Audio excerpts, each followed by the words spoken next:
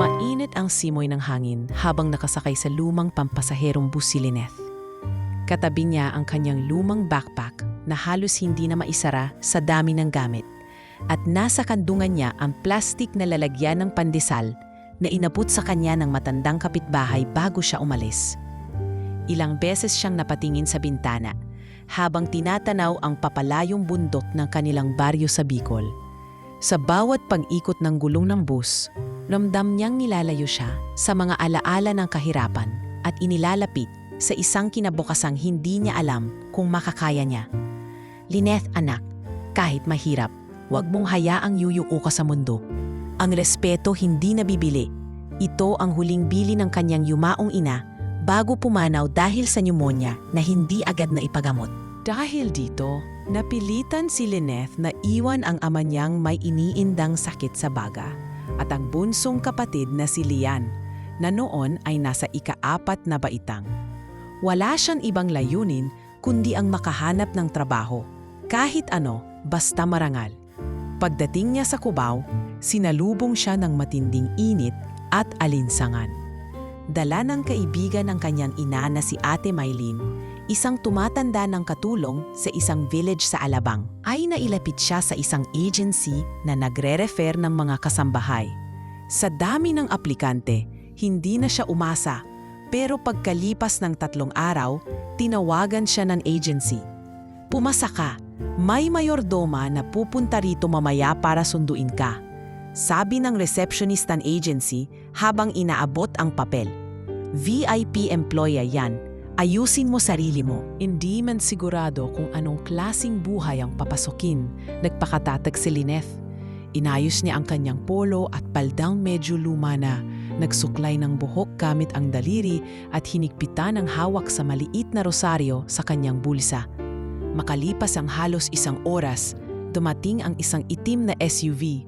Pumaba ang isang matandang babaeng may matalas ang mata at distrikpong postura. Lynette Mendoza? Tanong nito, malamig ang boses. Opo, ako po yun. Ako si Aling Fe. Ako ang mayordoma sa bahay ni Mr. Rafael Vergara. Kung magtatagal ka roon, sa akin ka magpapasa ng lahat. Naintindihan? Opo, ma'am. Tawagin mo akong Aling Fe. Hindi ako amo mo, pero ako ang magpapasya kung karapat-dapat kang manatili. Tahimik lang si Lynette sa biyahe, hindi makatingin sa ginto't mamahaling relo ng kasama. Tila siya'y ibinabalik sa posisyon ng isang maliit na alikabok sa gitna ng marangyang buhay na hindi niya kinagisnan. Pagdating sa mansyon, nanlaki ang kanyang mga mata. Mula sa napakalawak na bakuran hanggang sa mamahaling landscape at 2 palapag na bahay na parang nasa magasin, hindi niya maiwasang mapanganga. May sariling hardin, swimming pool at isang veranda na tila para sa mga artista sa pelikula. Hindi ka dapat tumitig sa paligid. Gawin mong trabaho mo ng tahimik. Una mong assignment, linisin ang maid's quarters at irigpit ang mga naiwan ng dating katulong. Utos agad ni Aling Fe. Opo, tugon ni Lynette habang mabilis na sumunod. Sa unang gabi niya sa quarters, halos hindi siya nakatulog. Inilabas niya ang litrato ng kanyang pamilya. Si Papa Nestor na nakahawak sa balikat ni Lian at si Mama Lorna na may bitbit pang niyog sa likod. Napaluha siya habang bulong sa sarili. Dito na po ako, ma. Hindi ko po kayo bibiguin. Kinabukasan, habang tahimik siyang nagwawalis sa gilid ng kitchen island na gawa sa marmol, dumaan ang isang lalaking matangkad, nakasuot ng puting long sleeves at pantalon na tailor fit. Matikas ang tindig, makinis ang mukha pero seryoso ang anyo. Nakatitig lang ito sa kanya ng saglit, bago lumakad paakyat ng hagdan. Sino yon? Bulong niya kay isang kasamang maid na si Marla.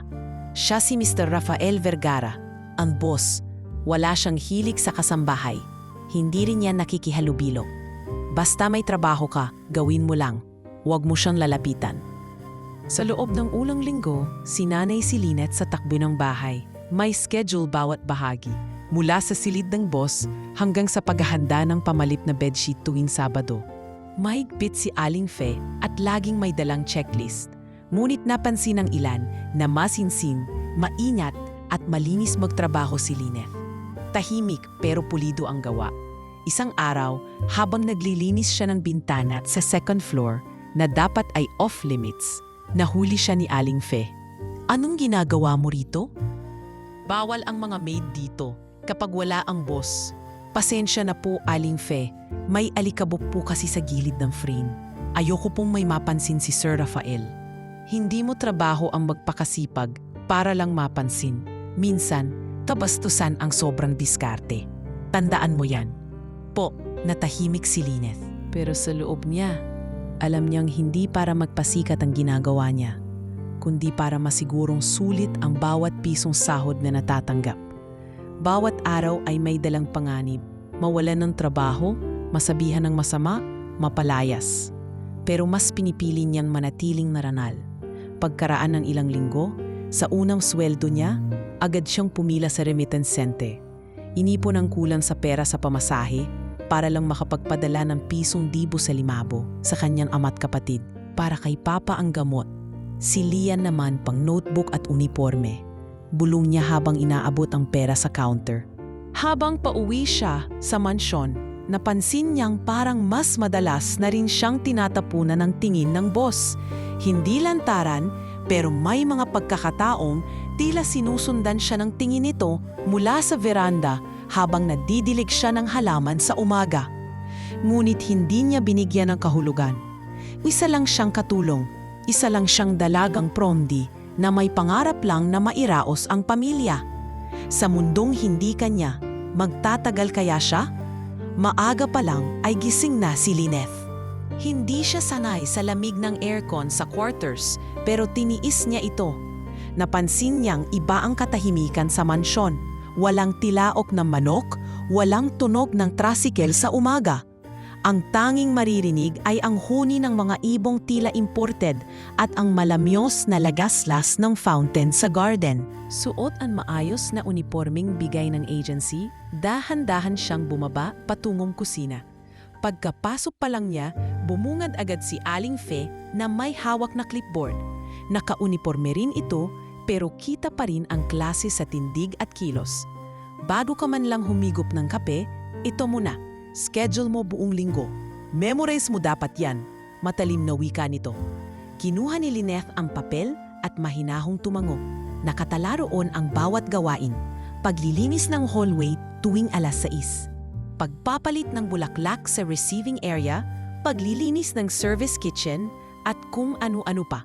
Halos bawat minuto ng araw ay may nakatalagang gawain. Bawal ang petiks, bawal ang mali. Doon ka muna sa dining area. Linisin mo ang ilalim ng lamesa. Maaaring may naiwan pa kahapon. Dagdag ni Aling Fe. Habang naglilinis si Lyneth, napapansin niya ang malalaking painting sa dingding. Puro mga abstract na kulay pula at itim, tila may galit o pighati sa bawat stroke ng brush. May isang litrato sa gitna ng hallway. Isang lalaki at isang babae, parehong formal ang bihis. Malamig ang mga ngiti sa litrato, pero kita sa mata ng lalaki ang lungkot. Hindi niya inakala na iyon pala ay si Mr. Rafael Vergara, ang kanyang amo. Ito yung fiancé niya namatay sa car accident. Since then, para siyang yelo sa bahay na to. Bulong ni Marla, isang kasamang kasambahay na pala kaibigan. Kaya wag ka nang umasang mapapansin kanyan. Napabuntong hininga si Lyneth. Hindi naman niya balak mapansin. Gusto lang niyang magtrabaho ng maayos. Alam mo, si Sir Rafael hindi yan basta-basta. May sariling elevator pa yan papunta sa master's bedroom. Hindi namin pwedeng linisin yun kapag nandyan siya. Dagdag pa ni Marla. Talaga? Ganun po ba katindi? Tanong ni Lyneth habang pinupunasan ang upuan.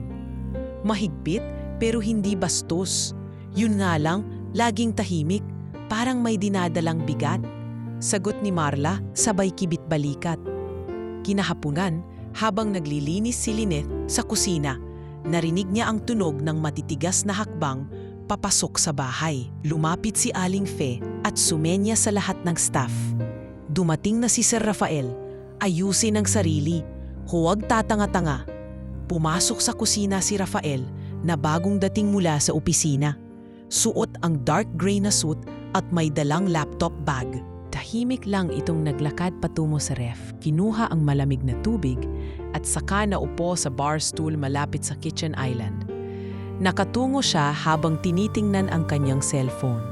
"Sir, gusto po ba ninyo ng dinner?" tanong ni Aling Fe. "Later, black coffee lang muna," tugon niya. Walang imik at hindi tumitingin sa sinuman. Tahimik si Lineth. Nagpatuloy siya sa pag-aayos ng mga kutsara habang pinipigilang mapatingin sa lalaki.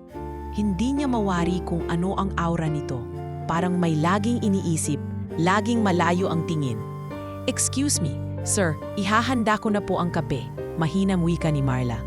Pagkatapos ng ilang sandali, umalis si Rafael at dumiretso sa kanyang silid. Bago tuluyang mawala sa paningin, sandali siyang tumingin kay Lineth. Isang mabilis na sulyap na hindi niya maipaliwanag. Kinagabihan, habang nasa quarters, kinausap siya muli ni Marla. "Lineth, sa totoo lang, iba ka sa mga naging maid dito. Tahimik ka, pero hindi ka mukhang takot. Parang may pinanggagalingan ka." Napangiti si Lineth. "Siguro po kasi, kailangan ko lang talaga ito. May sakit po si Papa at yung kapatid ko. Kailangang magtapos. Kahit mahirap, kakayanin. Tandaan mo lang dito, hindi lang sipag ang puhunan. Pati respeto sa sarili. Kahit maid tayo, may dangal pa rin." Kinabukasan, habang nililinis niya ang service kitchen, may nanulas siyang bote ng mamahaling wine. Basag ito sa sahig at mabilis na kumalat ang likido. "Diyos ko, wag naman na yun," bulong ni Lineth habang tinatakpan ng basahan ang tumatagas. Agad na narinig niya ang mga hakbang ni Aling Fe. "Ano yan? Bakit ang lagtip ng sahig?" sigaw ng matanda. "Pasensya na po, nadulas po ako, pero ako na po ang maglilinis agad." Biglang lumitaw si Rafael mula sa hallway. "Anong nangyari?" tanong nito, malamig ang boses. "Nadulas po sa wine." "Sir, patawad po," sagot ni Lineth. Halos mangiyak-ngiyak. "Expensive ang wine na yan, limited edition." Galit na bulalas ni Aling Fe. Ngunit sa gulat ng lahat, lumapit si Rafael. Pinanood saglit ang basag na bote at saka tumingin kay Lineth. "Mas mahalaga ang safety ng staff kaysa sa bote ng alak." "Wala yan," sabay tingin kay Aling Fe. Hindi nakaimik ang matanda. Si Marla ay napatingin lang sa dalawa. "Salamat po, sir," mahina ngunit taos-pusong sagot ni Lineth. Pag-alis ni Rafael, ibinaba ni Aling Fe ang clipboard ng marahan. Hindi siya nagsalita pero nakita sa mata niya ang gulat sa naging reaksyon ng amo. Sa unang pagkakataon, si Lineth ay naramdaman hindi lang bilang kasambahay, kundi bilang tao na may halaga sa mata ng kanyang boss. At sa likod ng malamig na tindig ni Rafael Vergara, may nakita siyang kakaiba. Isang anyo ng pagkataong hindi kayang itago ng yaman o kapangyarihan. Nang gabing iyon, hindi mapakali si Lineth sa kanyang higaan. Bagamat malamig ang aircon sa quarters, tila naglalagablab ang kanyang dibdib sa hiya at kaba. Paulit-ulit niyang naaalala ang tunog ng basag na bote at ang pagdulas ng mamahaling alak sa sahig. Para sa kanya, iyon na ang katapusan ng kanyang trabaho. Alam niya kung gaano kamahal ang alak na iyon kahit marimig niya lang sa mga kwento ng iba. Umaabot daw ito ng libu-libong piso bawat bote. Isa lamang siyang hamak na maid at sa maliit niyang kinikita, tiyak na hindi niya kayang bayaran ang ganung kamahal na pagkakamali. Pinikit niya ang kanyang mga mata. Pinilit na bumalik sa alaala ng kanyang ina na laging nagsasabing, "Anak, kahit saan ka mapunta, huwag kang mawawalan ng hiya at paninindigan. Huwag mong hayaan na lamunin ka ng takot." Pero sa mga sandaling iyon, mas nanaig ang kaba sa kanyang dibdib. Kinabukasan, maaga siyang bumangon at agad na naglinis ng kusina. Tahimik lang siya habang kumikilos. Pilit iniiwasan ang mata ni Aling Fe na tila mas matalim pa ngayon. Ramdam niya ang malamig na hangin sa paligid, hindi dahil sa aircon kundi sa tahimik na tensyon sa loob ng bahay. May bayat ang pagkakamali, wika ni Aling Fe habang dumadaan sa kanyang likod. Hindi porket pinagtanggol ka ng amo, ligtas ka na. Hindi siya sumagot. Alam niyang wala siyang karapatang magsalita. Nagpatuloy siya sa kanyang gawain, bit-bit ang bigat ng pagkakasala. Ilang oras pa lang ang lumilipas nang biglang pumasok si Rafael sa kusina. Suot pa ang bathrobe at tila bagong gising. Napatingin siya kay Lyneth na noon ay kasalukuyang nagwawalis. Lyneth, tawag niya, malamig ngunit diretso. Agad siyang lumapit at bahagyang yumuko. "Opo, sir. Have you eaten?" tanong ni Rafael habang binubuksan ang coffee machine. "Hindi pa po, sir. Mamaya na lang po pagkatapos ng paglilinis." "Tigil ka muna. Umupo ka." Nanlaki ang mga mata ni Lyneth. Hindi siya sanay na upuan ng amo ang sinumang katulong, lalo na siya. Nag-aalangan siyang lumapit sa mesa. Ngunit sa huli, kay marahang umupo sa dulo. Waring may tanikala sa kanyang katawan. Tahimik si Rafael habang iniinom ang kanyang kape. Hindi niya agad tinitigan si Lyneth, ngunit naramdaman ng dalaga ang bigat ng presensya nito. Tungkol sa nangyari kahapon, "Gusto kong malaman kung okay ka lang." Hindi siya agad nakasagot.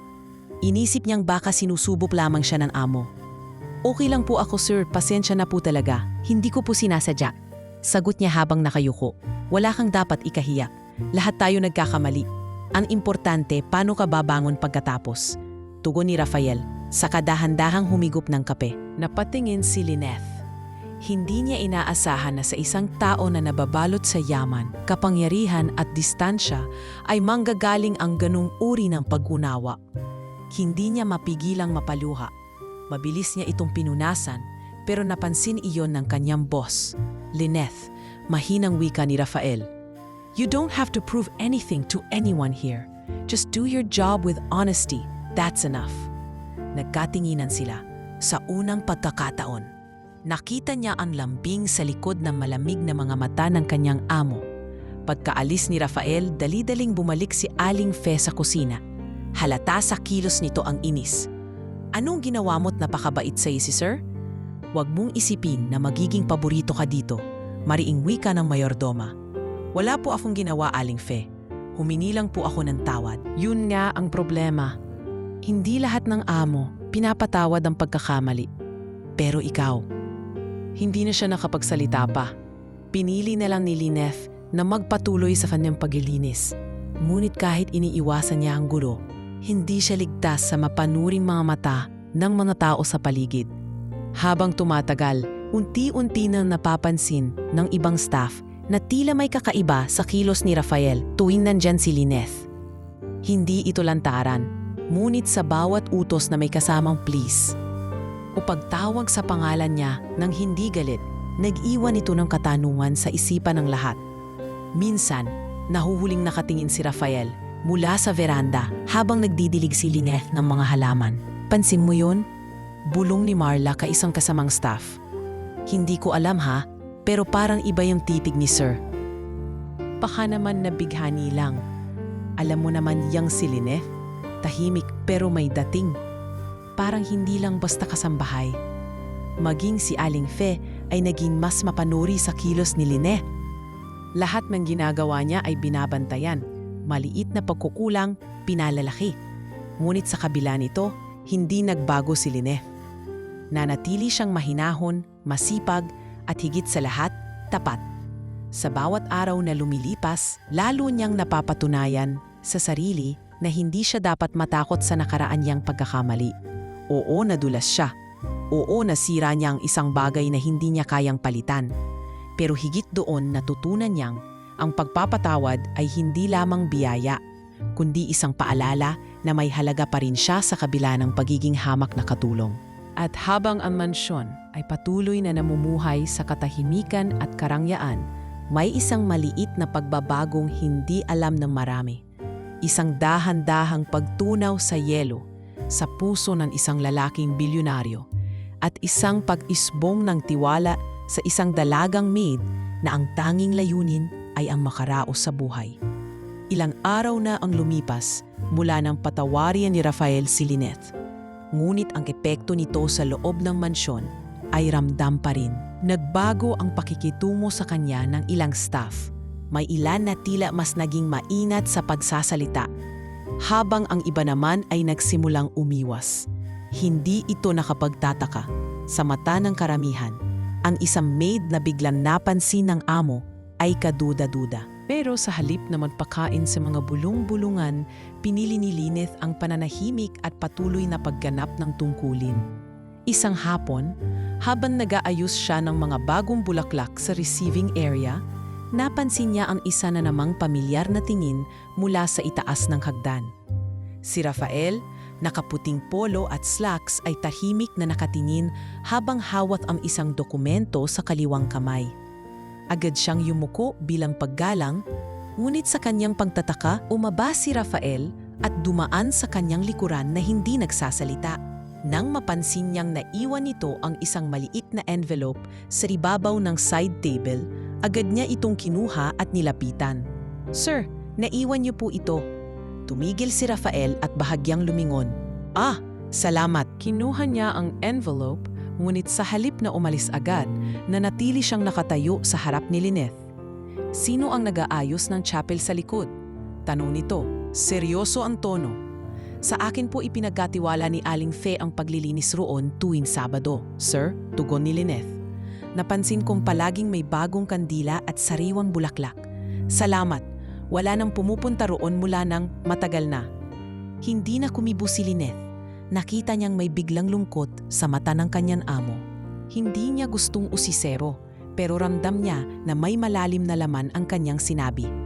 Nang sumunod na Sabado, habang naglilinis si Lyneth sa chapel ng mansion, may narinig siyang mahinang yabag mula sa likod. Akala niya ay si Marla, ngunit nagulat siya nang makitang si Rafael pala ang naroroon. Tahimik na nakaupo sa unang upuan. Suot nito ang simpleng puting long sleeves na naka-unbutton sa leeg. At nakayuko habang hawak ang rosaryong may nakaukit na pangalan, Cassandra. Hindi niya alam kung lalabas ba siya o mananatili. Pero bago pa siya makagalaw, nagsalita si Rafael sa mahinang tinig. "Alam mo ba kung bakit hindi na halos ginagamit ang chapel na to?" Umiling si Lyneth. "Hindi po, sir. Dito kami dapat ikakasal noon. Pinagawa ko to para sa kanya. Lahat ng detalye, bawat upuan, bawat bulaklak, gusto ko saksi sa isang simula." Tahimik si Lyneth. Alam niyang hindi dapat siya magsalita, ngunit naramdaman niyang kailangan lang ni Rafael ng tagapakinig. Pero hindi na natuloy. Aksidente raw. Pero hanggang ngayon, hindi ko matanggap. Ang isang araw, isang saglit lang. Lahat pwedeng magbago. Lumunok si Rafael. Parang hirap siyang magpatuloy.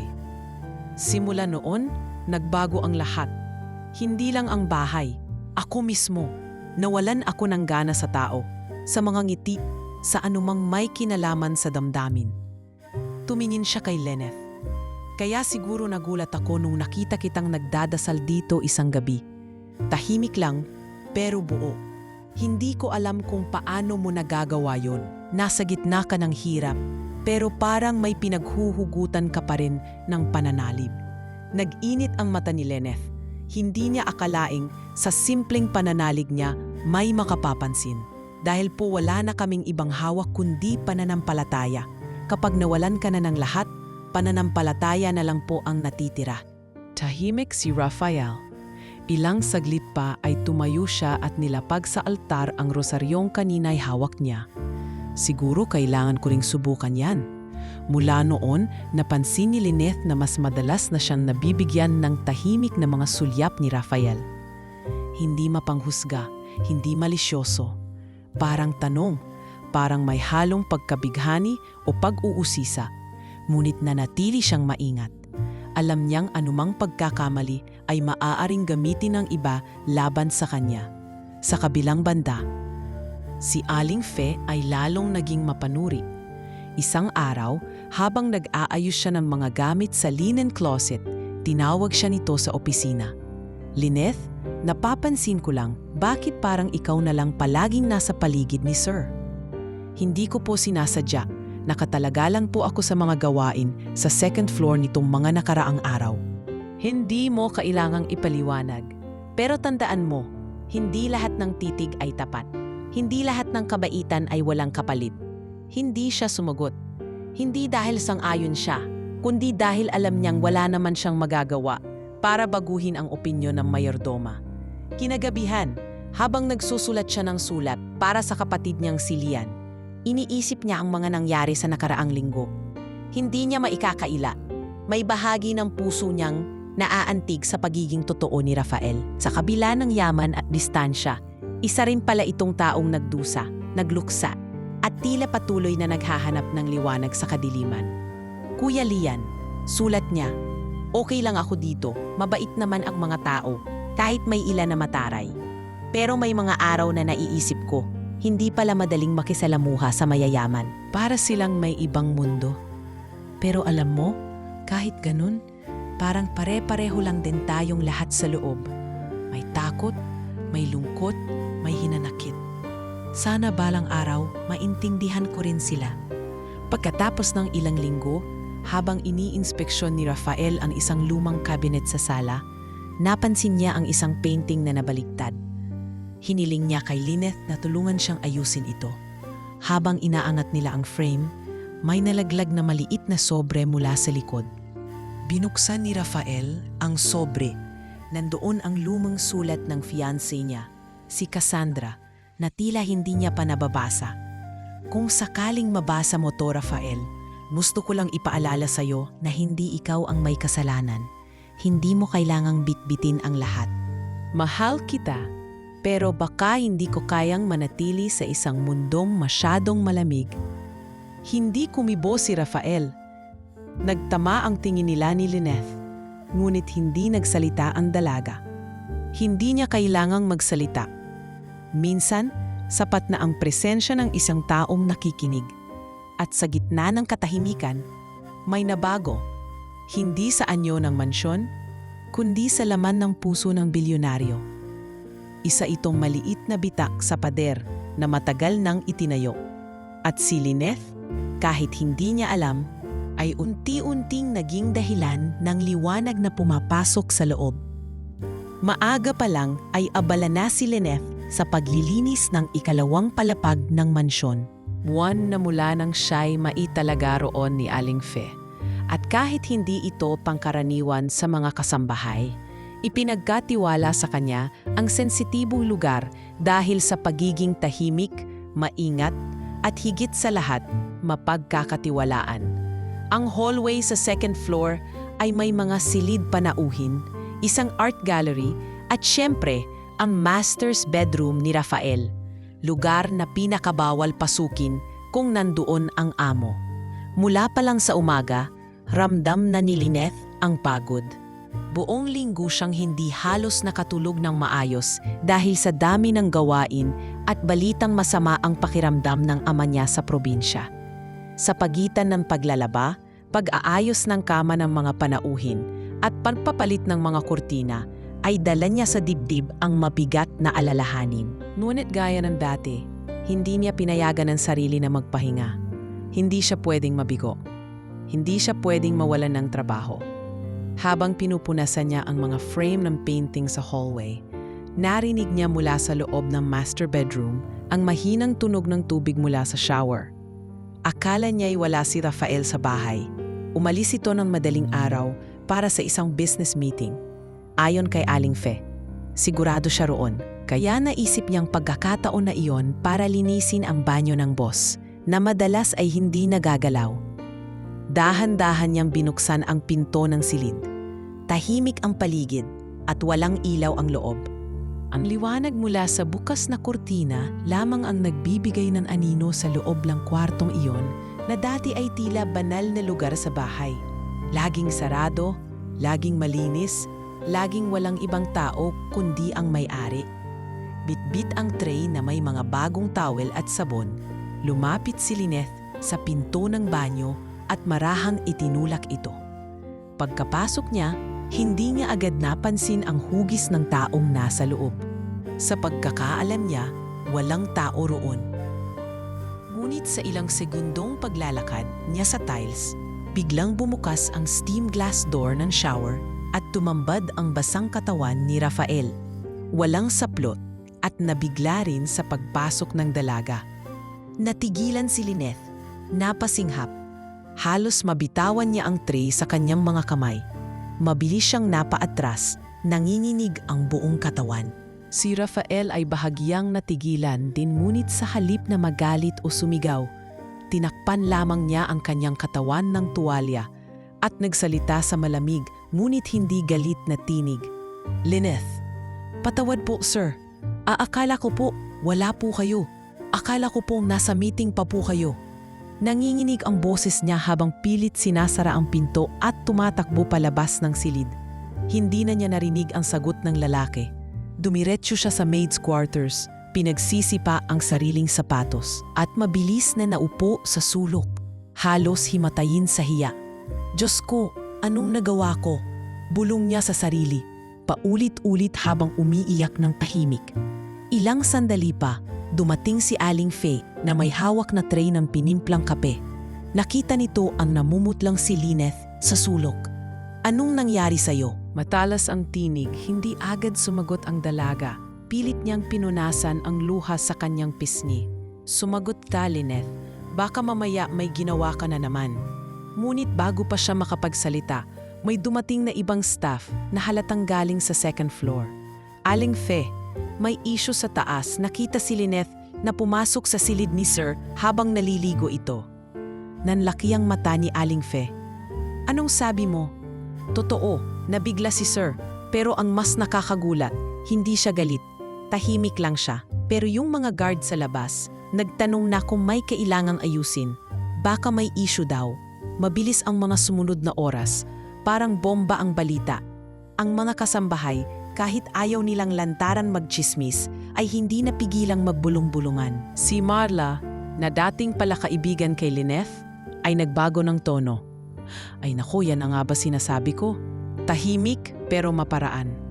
Baka matagal na yang may balak. Hindi mo masisisi si Sir kung mabighani, pero bastos pa rin ang ginawa. May respeto ba sa amo yan? Dagdag ng isa.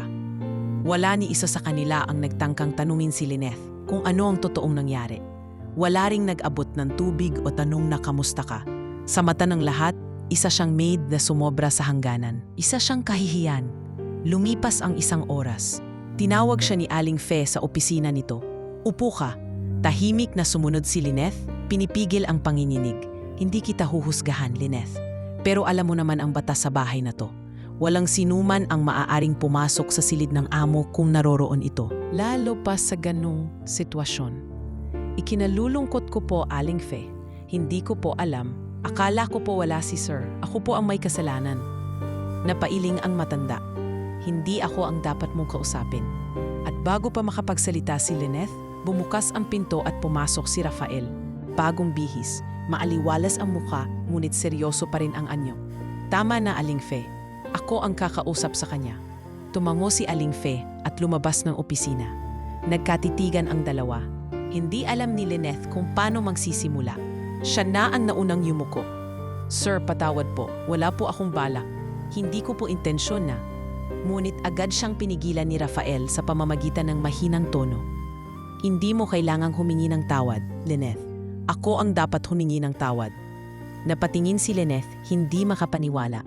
Ako ang hindi nag-lock ng pinto. Ako ang hindi sumunod sa sarili kong patakaran sa bahay na ito. At ako ang nakabigla sa iyo. Hindi kita bibigyan ng kaparusahan. Walang mawawala sa iyo. Halos humagulhol si Lyneth sa sinabi ng lalaki.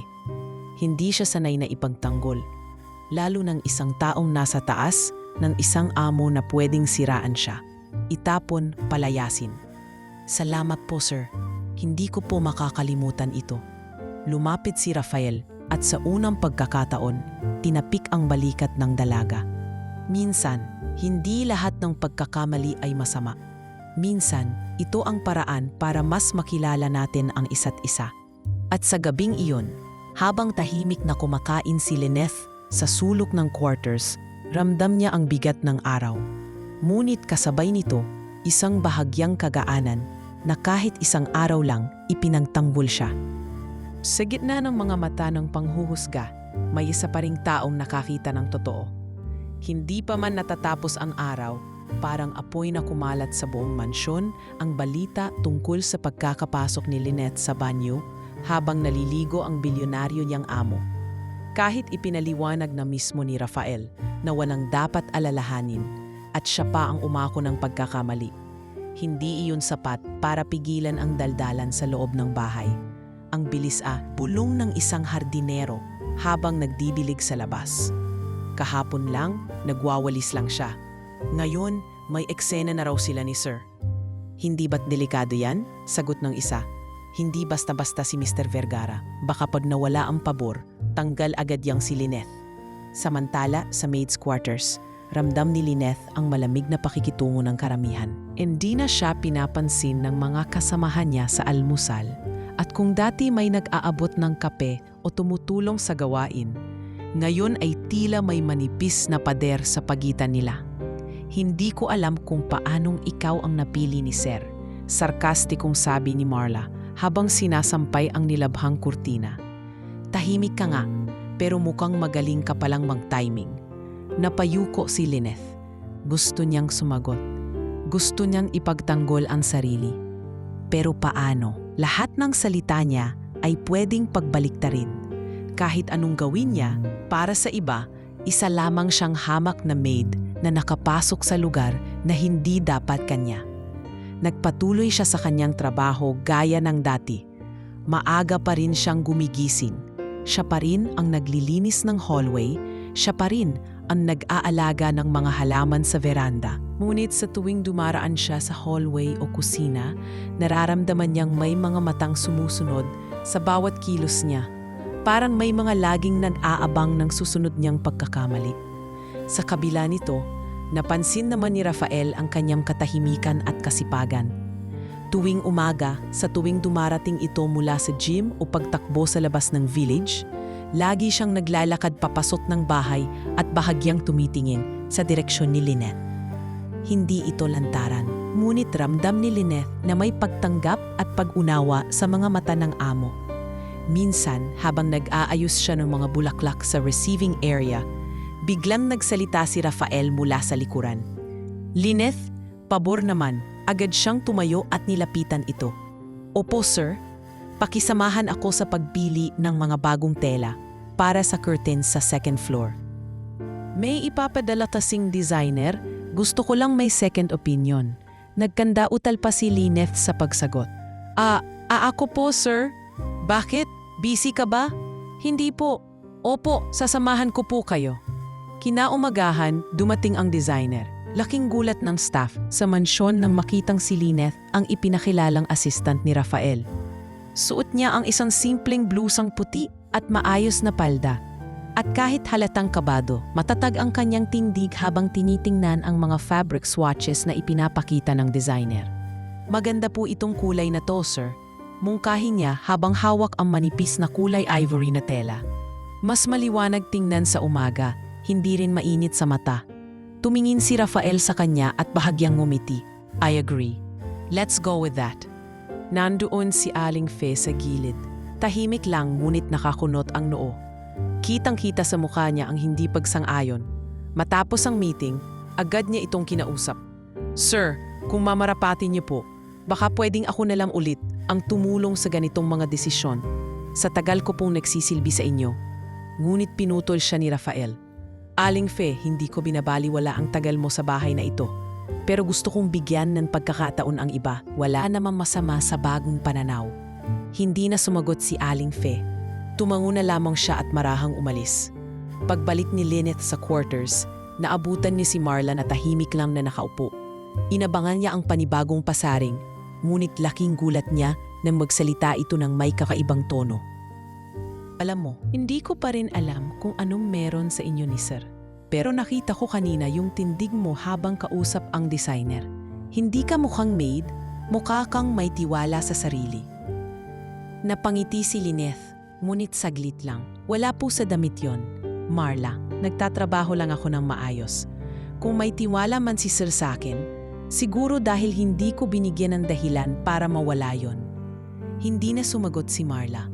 Tumango lang ito at lumabas ng quarters. Samantala, unti-unting naging rutina ni Rafael ang magtanong kay Lynette tungkol sa mga maliliit na bagay sa bahay. Kung aling bulaklak ang pinalitan sa garden, kung anong menu ang niluto sa kusina, at kung may dapat bang ayusin sa hallway. Sa mga sandaling iyon, hindi na si Rafael lang ang boss. Tila nagiging tao rin siya. May pakiramdam, may tiwala, may pagiging malapit na hindi inaasahan. Isang araw, habang nasa veranda si Rafael at nagkakape, napadaan si Lynette na may dalang walis at dustpan. Tumingin si Rafael at nagsalita, "Lynette, gusto mo bang sumabay sa merienda mamaya?" Nanlaki ang mata ng dalaga. "Po?" "Sa loob. May mga panauhin lang ako, pero gusto kong ipakilala ka bilang bahagi ng household. Wala namang masama, di ba?" Mabilis ang tibok ng puso ni Lynette. Hindi niya alam kung anong isasagot. Hindi siya sanay sa ganitong pagtrato. "Opo, sir, salamat po sa tiwala." At sa sandaling iyon, habang naglilinis siya ng veranda, alam niyang unti-unting may nababago. Hindi pa man siya tanggap ng lahat, may isang tinig na mas malakas kaysa sa mga bulung-bulungan. Ang tinig ng respeto. Ang tinig ng isang bilyonaryong lalaki na sa kabila ng lahat ay pinipiling kilalanin siya. Hindi bilang kasambahay lang, kundi bilang tao. Muling nagbalik si Lynette sa kanyang mga karaniwang gawain, ngunit sa bawat araw na lumilipas, ramdam niyang may kakaibang namamagitan sa pagitan nila ni Rafael. Hindi ito isang bagay na lantaran, ngunit naroon sa bawat tingin, sa bawat pagtawag sa kanyang pangalan, at sa bawat tanong na inihahayag sa tonong hindi utos kundi pakiusap. Hindi maikakailang, unti-unting lumalambot ang dating malamig na anyo ng kanyang amo. Isang araw, habang abala siya sa pag-aayos ng mga bagong labang kurtina sa may bintana ng sala, tinawag siya ni Rafael. Katatapos lang nitong makipag-usap sa isang lalaki na mukhang assistant at tila abala sa ilang papel na may kinalaman sa isang event. Lynette tawag nito mula sa gilid ng hagdanan. Agad siyang huminto sa ginagawa at lumapit. "Opo, sir. May business function sa hotel sa BGC bukas ng gabi. Kailangan ko ng isang assistant para tumulong sa coordination. Gusto kitang isama." Natigilan siya. Ako po, sir? Bakit? May lakad ka ba?" "Wala po. Pero hindi po ba mas bagay po ang ibang staff na sanay po sa ganung mga event?" Tumingin si Rafael sa kanya ng diretso. "Mas gusto ko ang maaasahan kaysa sanay. At ikaw ang gusto kong isama." Hindi na siya nakasagot pa. Bahagya siyang tumango habang pinipigil ang kaba sa dibdib. Ngayon lang siyang naimbitahan sa isang ganung okasyon at hindi niya alam kung paano ihahanda ang sarili. Ngunit sa loob-loob niya, alam niyang hindi niya pwedeng tanggihan ang tiwala ng amo. Kinabukasan, abala si Lynette sa pag-aayos ng sarili. Inihatid siya ni Aling Fe sa kwarto ni Marla, kung saan naghihintay ang isang simpleng cream-colored dress na may eleganteng hiwa sa gilid at manipis na sinturon. Kasama rin doon ang isang pares ng flat beige shoes, isang maliit na handbag at isang hairstylist na pinadala mismo ni Rafael. "Huwag kang sanay ha?" Sarkastikong bati ni Aling Fe. "Ngayon lang yan, baka mamaya lalaki ulo mo." "Hindi po, Aling Fe," mahinang tugon ni Lynette habang inaayos ang buhok ng stylist sa likod niya. Paglabas niya ng kwarto, napatingin ang ilang staff sa kanya. Hindi sila makapaniwalang ang dalagang tahimik at simpleng kasambahay ay ngayon ay tila dalagang sosyal na pupunta sa debut. Suot niya ang damit na simple ngunit elegante at sa kanyang likas na ganda at pagiging maamo, nagmukha siyang ibang tao, mas matatag, mas dignified. Sumakay sila ni Rafael sa itim na SUV. Tahimik ang unang mga minuto hanggang sa siya na ang nagsalita. "Sir, salamat po sa tiwala. Pero sana po kung may pagkukulang ako sa event na to, sana po sabihan niyo po agad ako. Hindi kita isasama kung wala akong tiwala sa iyo, Lynette." Tugon ni Rafael. "Relax ka lang.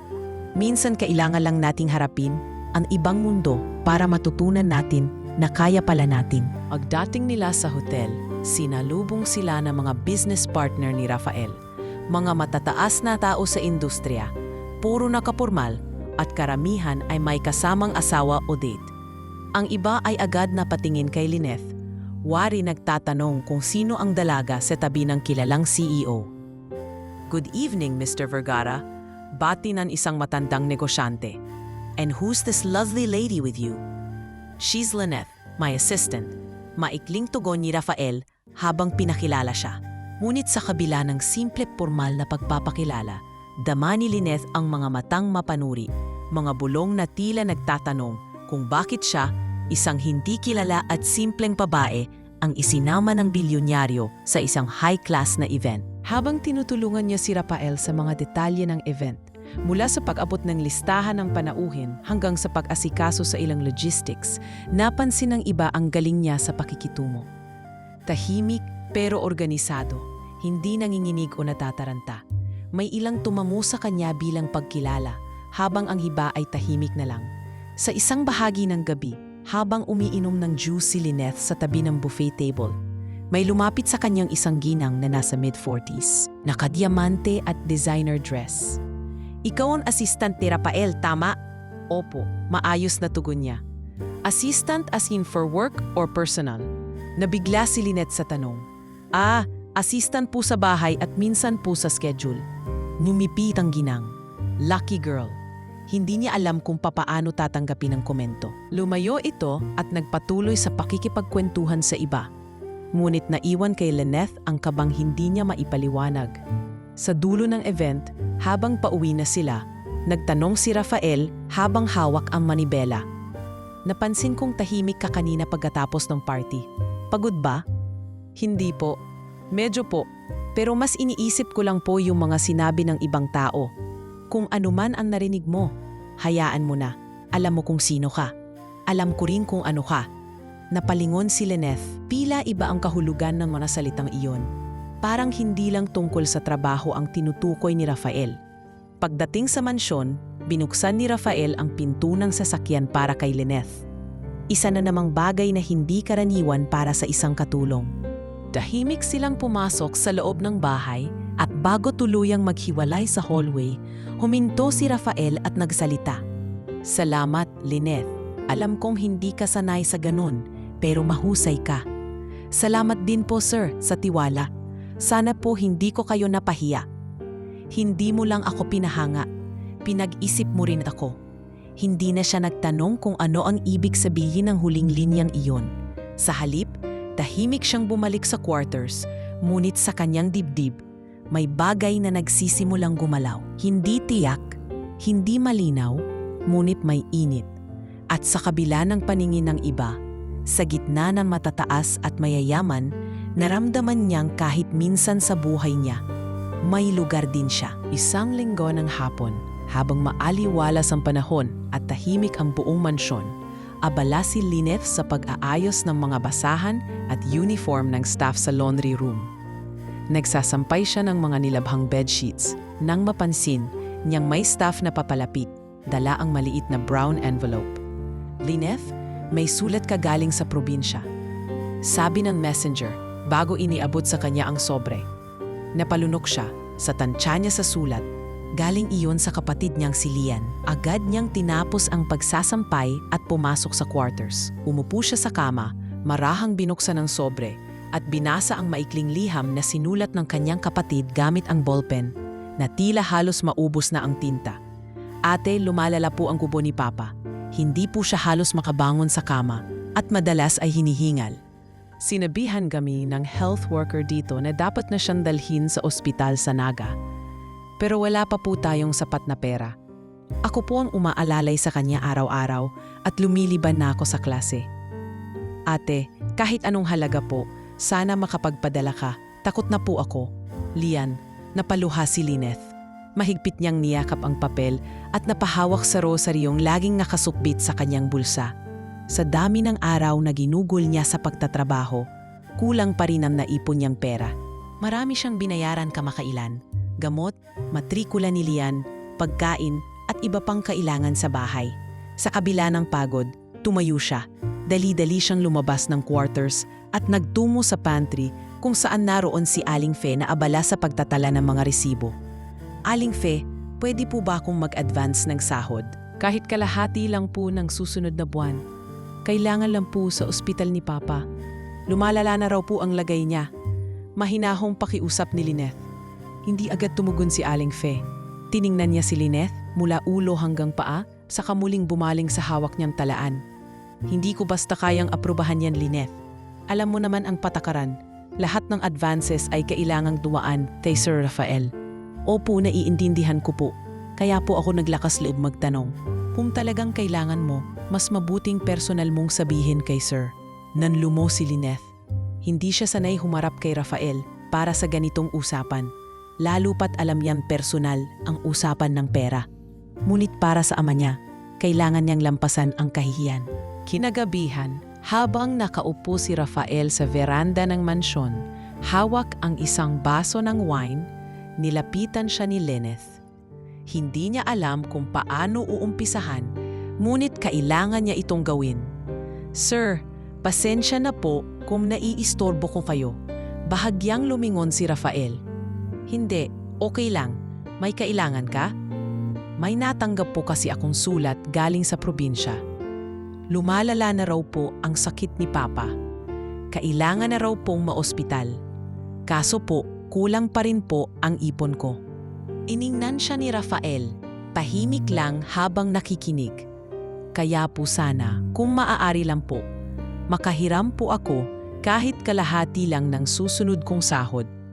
Ako na po ang bahalang magbayad sa pagdating ng buwan. Tahimik pa rin si Rafael. Inangat niya ang tingin at tinanong ng diretsyo, magkano ang kailangan mo? Hindi ko pa po alam ang buong halaga, sir. Pero kahit mga 3,000 pa lang po ngayon, malaking tulong na po iyon. Hindi sumagot si Rafael. Bagkus kinuha niya ang cellphone mula sa bulsa at may tiningnan saglit. Maya-maya'i muling tumingin kay Lynette. Sige, bukas may darating na driver na magdadala ng pera sa probinsya ninyo. Ibigay mo lang sa akin ang kumpletong address. Napatingin si Lynette sa gulat. Po, akala ko po. Ayoko ng utang sa pagitan natin. Hayaan mo ako na ang bahala. Walang kasamang kondisyon. Gusto ko lang matulungan ang taong tapat sa akin. Nanlaki ang mata ni Lynette. Hindi siya makapaniwala. Hindi niya alam kung paano magpapasalamat. Hindi niya inasahan ang ganitong kabutihan. Sir, hindi ko po alam kung paano ko kayo mapapasalamatan. Walang dapat ipagpasalamat. Hindi mo kailangan bayaran ng kabutihan sa parehong paraan. Minsan sapat nang alam kong tama ang ginawa ko. Tumango si Lynette habang pilit pinipigil ang luha. Sa gabing iyon bago siya matulog, isinulat niya sa kanyang notebook ang mga salitang ayaw niyang kalimutan. May mga taong may yaman pero mas mahalaga kung may puso. Kinabukasan, bandang 9:00 ng umaga. Dumating na ang driver dala ang envelope. Tumawag agad si Lian gamit ang borrowed phone mula sa kapitbahay. Ate, nakuha na namin. Ang bait ng taong yun. Salamat po ate, dinala na si Papa sa ospital. Sabi ng doktor, kung nahuli pa ng kaunti, baka mahirapan na siyang huminga. Napaupo si Lynette sa gilid ng kama. Ibinaba niya ang cellphone at napatingin sa kisame. Parang bumigat ang dibdib niya. Hindi sa sakit kundi sa laki ng pasasalamat. Ngunit bago pa man siya makabawi sa emosyon, dumating si Aling Fe at iniabot ang isang maliit na sulat. Hindi ito galing sa probinsya. Galing ito sa isang law office sa Makati. Pinasa niya ito at natigilan. Ang sulat ay nagsasabing may isang posibleng tagapagmana na naghahabol sa ilang ari-arian ng yumaong lolo ni Rafael at kasama sa nakalistang posibleng makakuha ng bahagi ng pamana ang isang legal domestic partner ng isang kamag-anak ng mga Vergara. May pangalang babae roon at sa gulat ni Lynette, kapareho iyon ng kanyang apelido sa pagkadalaga. Sa kanyang isipan, nagsimulang umikot ang mga tanong. May kaugnayan ba siya sa kasaysayan ng pamilyang ito? At kung oo, ano ang ibig sabihin nito sa hinaharap? Ngunit hindi pa niya alam na sa mga susunod na araw, mas marami pang lihim ang matutuklasan. Hindi lang mula sa kanyang pinanggalingan, kundi pati sa pamilya ng bilyonaryong amo na unti-unti nang bumubukas sa kanya.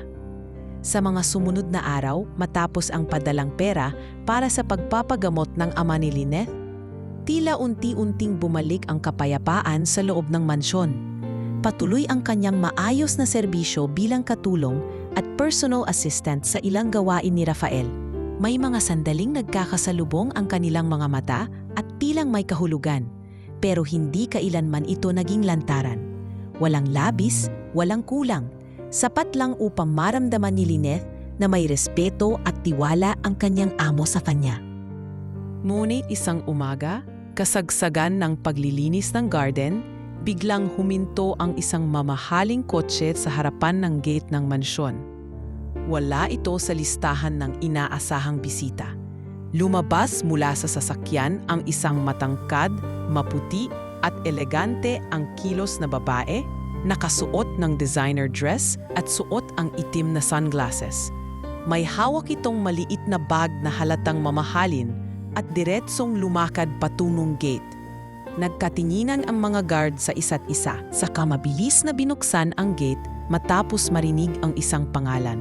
Sabihin niyo kay Rafael, si Cassandra ito, at kung hindi niya ako haharapin, ako mismo ang papasok. Halos mahulog ang hawak na hose ni Lynette. Cassandra, ang pangalan ay hindi na bago sa kanya. Iyon ang pangalan ng babaeng nakasulat sa rosaryong matagal nang inilagay ni Rafael sa altar ng mansion. Iyon ang babaeng ikinuwento ni Aling Fe bilang fiancé ni Rafael na naaksidente at kalaunay pinaniniwalaang namatay. Ngunit ngayon, ito siya, buhay at bumalik. Ilang sandali lang ay bumaba si Rafael mula sa hagdan ng mansion. Suot ang simpleng gray na shirt at pantalon. Huminto ito nang makita ang babae sa labas ng pinto. Ang kanyang mukha ay parang biglang nabura ang lahat ng emosyon. Hindi galit, hindi saya, kundi isang uri ng pagkalito na hindi niya alam kung paano isasalaysay. Cassandra, mahinang bati nito. "Miss me?" Tugon ng babae habang tinatanggal ang kanyang sunglasses, ibinulsa at sakang ngumiti ng mapanukso. Hindi na muling nagsalita si Rafael. Tumalikod siya at naglakad pabalik sa loob. Sa gulat ng lahat, sinundan siya ni Cassandra sa loob ng bahay na tila wala ng hiya o pag-aalinlangan. Iniwan niyang nakabukas ang pinto at ang buong staff sa paligid ay tila hindi alam kung magtatakip ng bibig o magtatakbo sa tsismis. Nagtuloy si Lynette sa pantry, kunwari abala sa pag-aayos ng mga bagong grocery item. Ngunit hindi siya mapakali. Maya't maya ay lumilingon siya sa hallway. Iniisip kung ano ang pinag-uusapan ng dalawa. Kasabay nito, naramdaman niya ang presensya ni Aling Fe sa likod niya. "Ikaw," sambit ng matanda. "Iwasan mo magpakita sa mga oras na to, lalo na sa kanya." "Sino po, si Ma'am Cassandra?" "Walang ma'am. Siya ang totoong para kay sir. Huwag kang papalapit. Hindi mo kayang tapatan ang isang gaya niya." Hindi na sumagot si Lynette. Sa loob-loob niya, wala naman siyang balak makipagtapatan kanino man. Isa lamang siyang kasambahay na gumaganap ng tungkulin. Pero hindi rin niya maikakailang ramdam niya ang tensyon sa paligid, na para bang ang pagbabalik ni Cassandra ay unti-unting nagpaparamdam sa kanya ng pwesto sa mundong hindi niya pag-aari. Kinahapunan, habang nag-aayos si Lynette ng mga gamit sa mini-office ni Rafael, dumating si Cassandra na parang hindi siya kasambahay. Umupo ito sa sofa at saka tinapunan siya ng tingin mula ulo hanggang paa. "So ikaw pala si Lynette?" Malamig na bati nito. Nagulat si Lynette ngunit magalang na ngumiti. "Opo, ako po si Lynette." "Ikaw ang bagong assistant," sabi ni Rafael. "Mukha ka ng masipag, tahimik, magaan sa mata." "Ginagawa ko lang po ang tungkulin ko." "Sa ngayon nang po." Nakapagsalita si Lynette. Tumango na lang siya at nagpatuloy sa ginagawa. Hindi niya kailanman ginusto o sinubukang maging higit sa kung ano siya. Nang gabing iyon, habang nasa quarter siya at tahimik na nagsusulat ng sulat para kay Lian, dumating si Marla at umupo sa paanan ng kanyang kama. "Siya na ba talaga yun? Yung fiancé?" "Anong nito?" "Oo, siya raw si Cassandra." "Teka lang, akala ko patay na yon." "Paano to, Lynette? Parang biglang umikot na naman ang mundo ni Sir." Nag-isip si Lynette. Wala namang nabago sa trabaho natin. Gagampanan lang natin kung anong dapat. "Pero Lynette," kuminto si Marla, "hindi mo ba napapansin? Hindi ka na basta maidlang sa mata ni Sir. Lahat kami nakakita noon." Ngunit hindi na sumagot si Lynette. Pinili niyang manahimik. Ayaw niyang umasa sa mga salitang walang kasiguruhan. Dahil kung totoo man ang lahat ng ipinapakita ni Rafael sa kanya nitong mga nakaraang linggo, isang balik-tanaw lang mula sa nakaraan ay maaaring burahin ang lahat ng iyon. Kinabukasan, nag-ayos si Cassandra ng maleta sa silid panauhin. Nang tanungin ng isang staff kung hanggang kailan siya mananatili, sinagot niyang wala pang date. Pero baka hindi na rin ako umalis. Hindi ko kayang iwan si Rafael ulit. At mula sa bintana ng hallway, nakatayo si Lynette, tahimik na pinagmamasdan ang dahan-dahang pagbabalik ng isang babaeng bahagi ng nakaraan. Hindi niya alam kung anong magiging papel niya sa ngayon o kung kailangan pa ba siya sa bukas. Ngunit isang bagay ang sigurado, sa gitna ng muling paglitaw ng isang pag-ibig na nawala sa panahon, kailangan niyang patatagin ang sarili. Hindi para sa kompetisyon, kundi para sa dignidad na binuo niya mula sa pagiging totoo, tapat at tahimik na sandigan sa likod ng isang bilyonaryong unti-unting natutong ngumiti muli. Makalitas ang 2 linggo mula nang bumalik si Cassandra sa mansyon, tila unti-unting bumalik sa dati ang paligid. Si Cassandra ay parang bagyong tahimik ngunit palakas. Dumating ng walang pasabi at habang naroon ay kinamkam ang atensyon ni Rafael, ang kanyang mga tauhan at pati ang pagkatahimik ni Lynette. Araw-araw ay abala si Cassandra sa paglilibot sa loob ng bahay. Tila sinusubukang bawiin ang lugar na sa tingin niya ay kanya pa rin. Kahit pansamantalang nananatili lamang siya sa guest room, kitang-kita sa kilos niya ang kumpiyansa. Lagi siyang nakaayos, laging pabango ang paligid kapag naroroon siya, at laging may malalalim na titig para kay Rafael sa tuwing sila ay magkasama sa hapag o sa sala. Si Rafael naman ay hindi hayagang ipinapakita kung anong damdamin niya sa pagbabalik ng dating fiancé. Tahimik lang ito sa mga sandaling magkasama sila ni Cassandra. Ngunit sa tuwing mapapatingin kay Lynette mula sa malayo, tila may tensyong hindi kayang sabihin. Isang gabi, habang nag-aayos si Lynette ng file sa opisina ni Rafael, pumasok si Cassandra nang walang katok. Tumayo siya sa harap ng mesa at sinulyapan ang ginagawa ni Lynette. "Busy?" tanong ni Cassandra, patingin-tingin sa mga papel. "May inaayos lang po ako sa inventory report ni Sir," tugon ni Lynette ng mahinahon. "Hindi ka pa ba napapagod? Hindi ba masyadong mataas ang pangarap para sa isang katulad mo?" Napahinto si Lynette. Hindi niya alam kung paano sasagutin. Hindi ito unang beses na sinubukan siyang saktan sa pamamagitan ng salita. Ngunit ramdam niyang ito na ang pinakamalinaw. "Hindi ko po pinangarap ang ganito. Dumating lang po ang pagkakataon at ginawa ko lang po ang dapat." "Alam mo ba, Lynette?" patuloy ni Cassandra.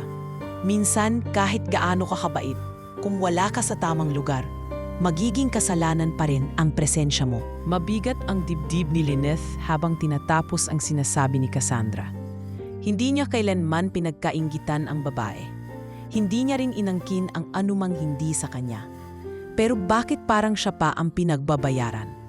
Kinabukasan, habang naglalagay siya ng bagong bulaklak sa altar ng chapel sa likod ng mansion, biglang lumapit si Rafael. Tahimik itong tumabi sa kanya habang nakatitig sa nakasinding kandila. "Hindi ka na masyadong nakikita sa paligid," aniya. "Baka po kasi mas mainam na." "Hindi ako laging naroon," sagot ni Lynette habang patuloy ang kamay sa pag-aayos ng vase. Dahil kay Cassandra, tahimik lang si Lynette. Hindi niya alam kung dapat ba siyang magsalita ng totoo o manatili sa ligtas na katahimikan. "Lynette," sabay tingin ni Rafael sa kanya, "alam kong hindi naging madali para sa iyo ang mga nagdaang linggo. Hindi ko rin inasahan ang pagbabalik niya." Nagpigil si Lynette ng emosyon. "Hindi ko naman po hawak ang mga desisyon ninyo, sir. At hindi po ako narito para maging sagabal sa kahit anong bumabalik mula sa nakaraan." Huminga ng malalim si Rafael. "Hindi ka sagabal. Ikaw ang dahilan kung bakit nabuo ulit ang bahay na to. Ikaw ang dahilan kung bakit ako natutong tumingin muli sa mga bagay-bagay."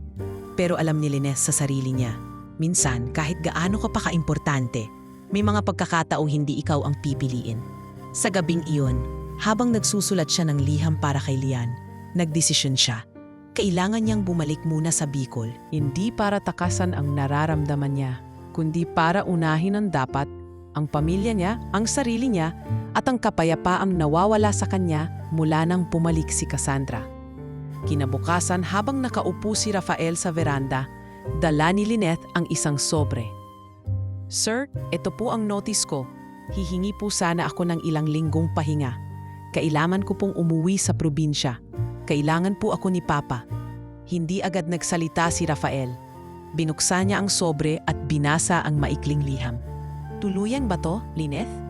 Hindi ko pa po alam, pero sa ngayon, kailangan ko po muna yung katahimikan. Baka mas makabuti rin po sa lahat." Tahimik na tumamo si Rafael. "Kung yan ang desisyon mo, hindi kita pipigilan. Pero sana, kung sakaling handa ka nang bumalik, sana, balikan mo rin ang mga bagay na naiwan mo rito." "Salamat po sir sa lahat ng kabutihan." Hindi na niya inabutan si Cassandra bago siya umalis. Isang umaga lang, maaga pa, bitbit ang kanyang maleta at simpleng bag, iniwan niya ang mansion. Habang binabaybay ng tricycle ang village patungong terminal, muli siyang lumingon sa mansion ni Rafael. Tahimik itong nakatayo sa gitna ng karangyaan.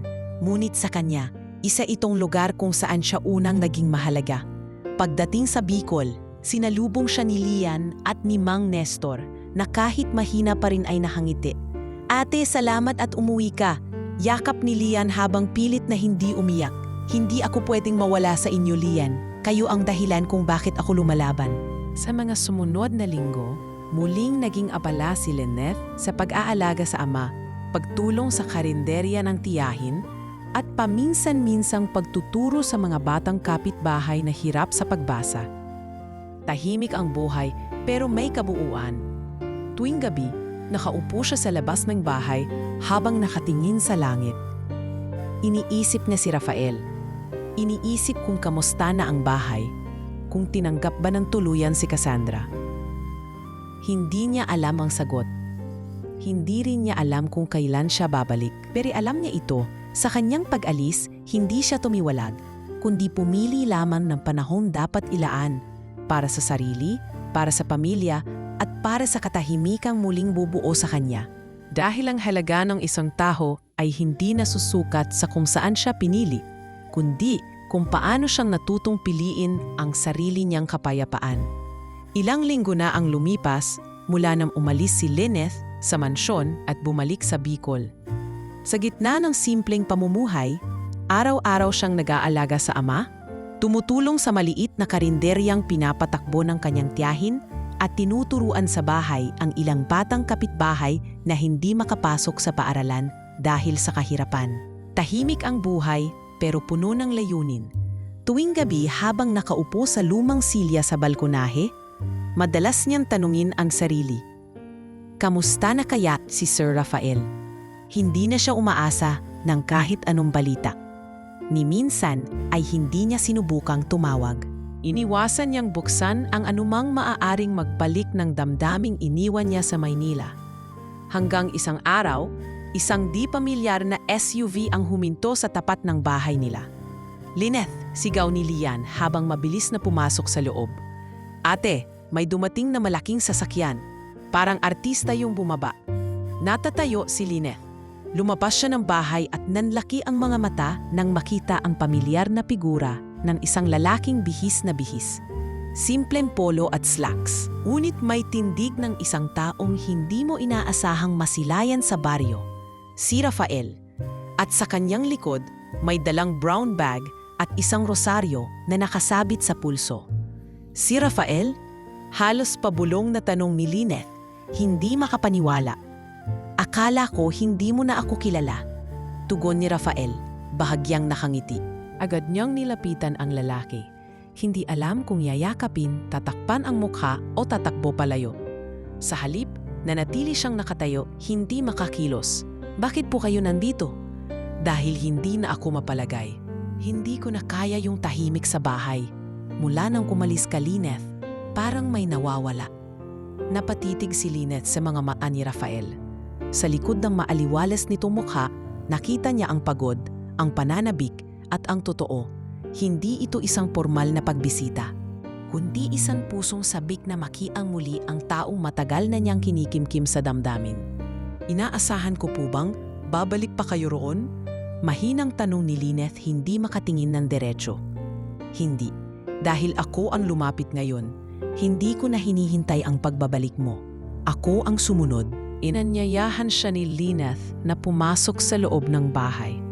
Doon niya ipinakilala si Rafael kay Lian at sa kanyang ama, na noon ay medyo humihina, ngunit may laas pang ngumiti at kumamay. Ikaw pala ang mabait na amo ng anak ko, wika ng ama ni Lyneth habang nilalapitan si Rafael. Maraming salamat sa tulong ninyo. Kung hindi dahil sa inyo, baka wala na ako ngayon. Hindi po ako ang may utang na loob, Mang Nestor, sagot ni Rafael. Ang anak ninyo po ang dahilan kung bakit ako nabuhay ulit sa sarili kong tahanan. Sa simpleng hapunan na inihanda ni Lian, tinolang manok at pritong galunggong, naupo si Rafael sa mesang gawa sa kawayan.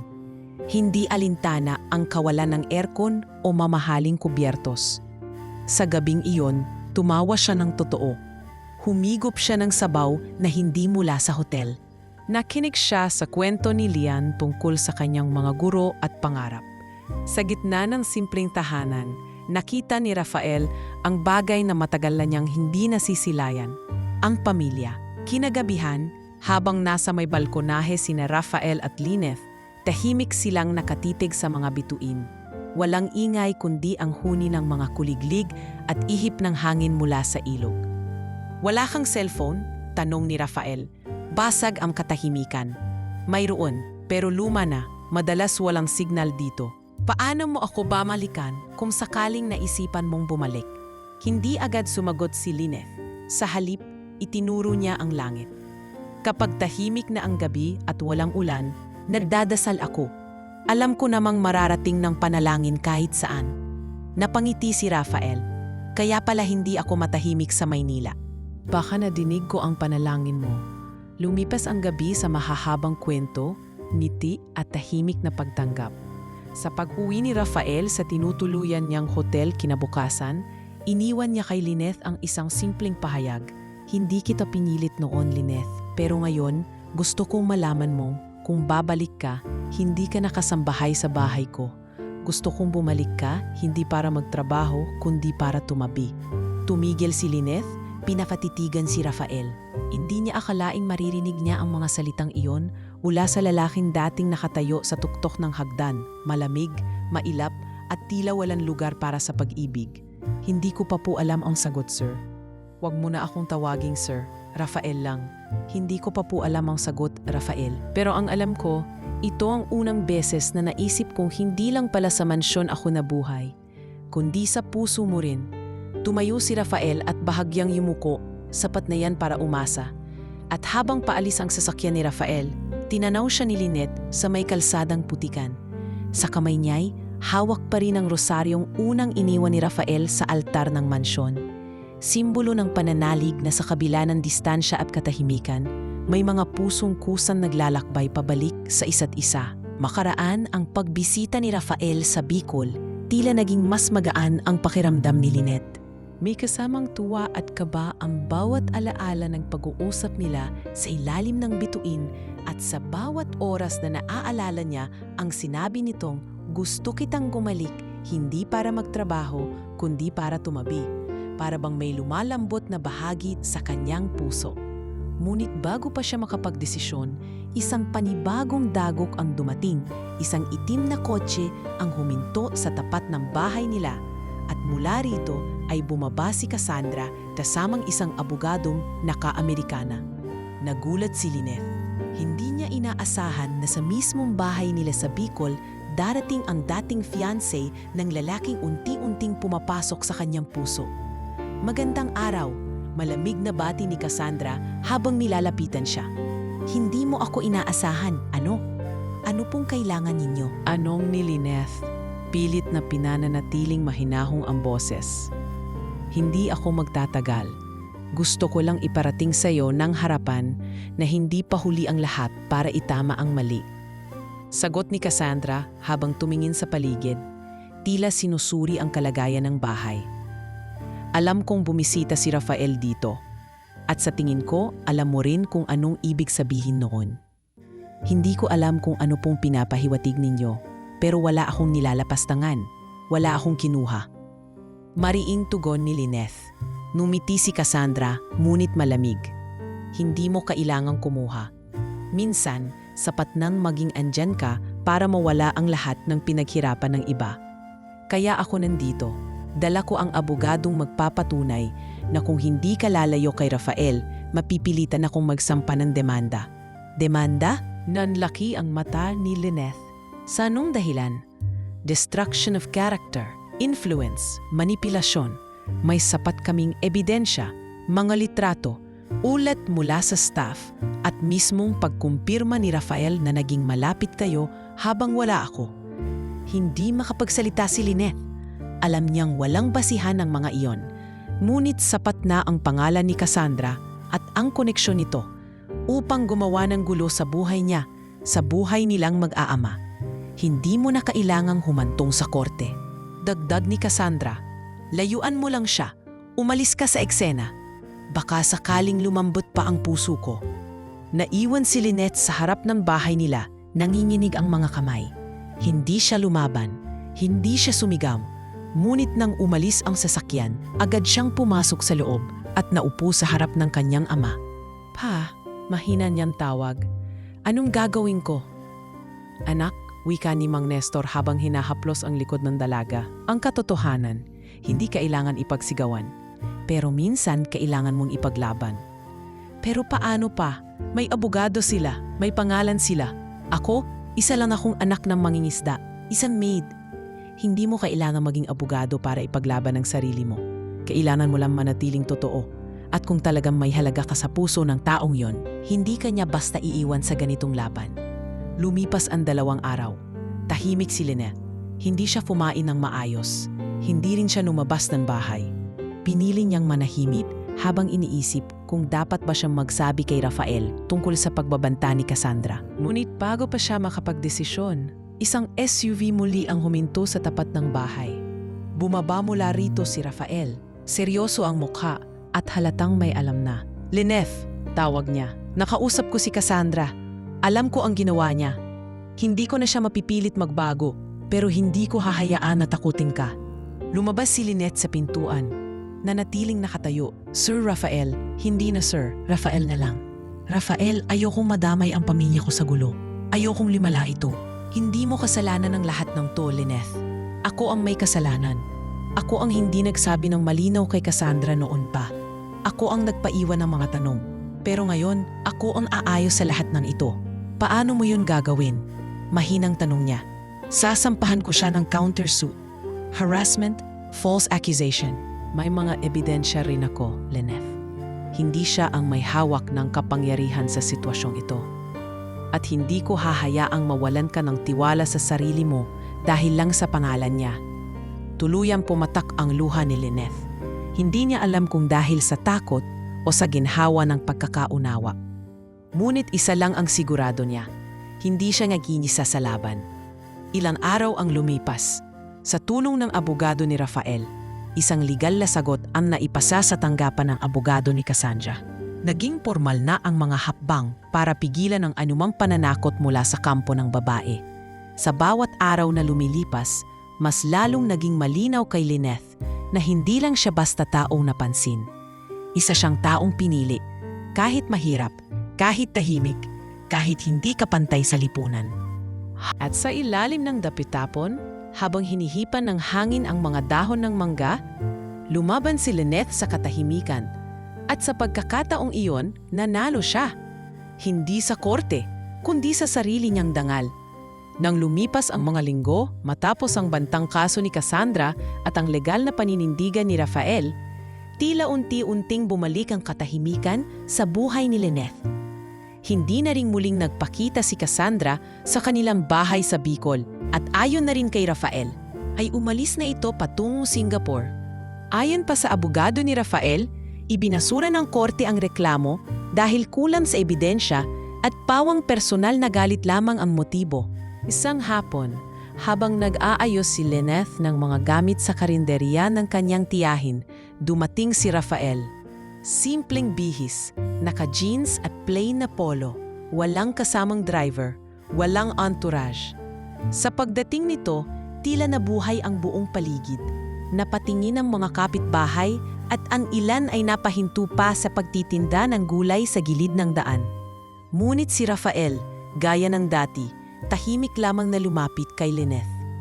Bitbit niya ang isang lumang kahon na tila punong-puno ng alikabok at alaala. "Anong nasa kahon na yan?" tanong ni Lynette habang pinupunasan ang kanyang mga kamay sa apron.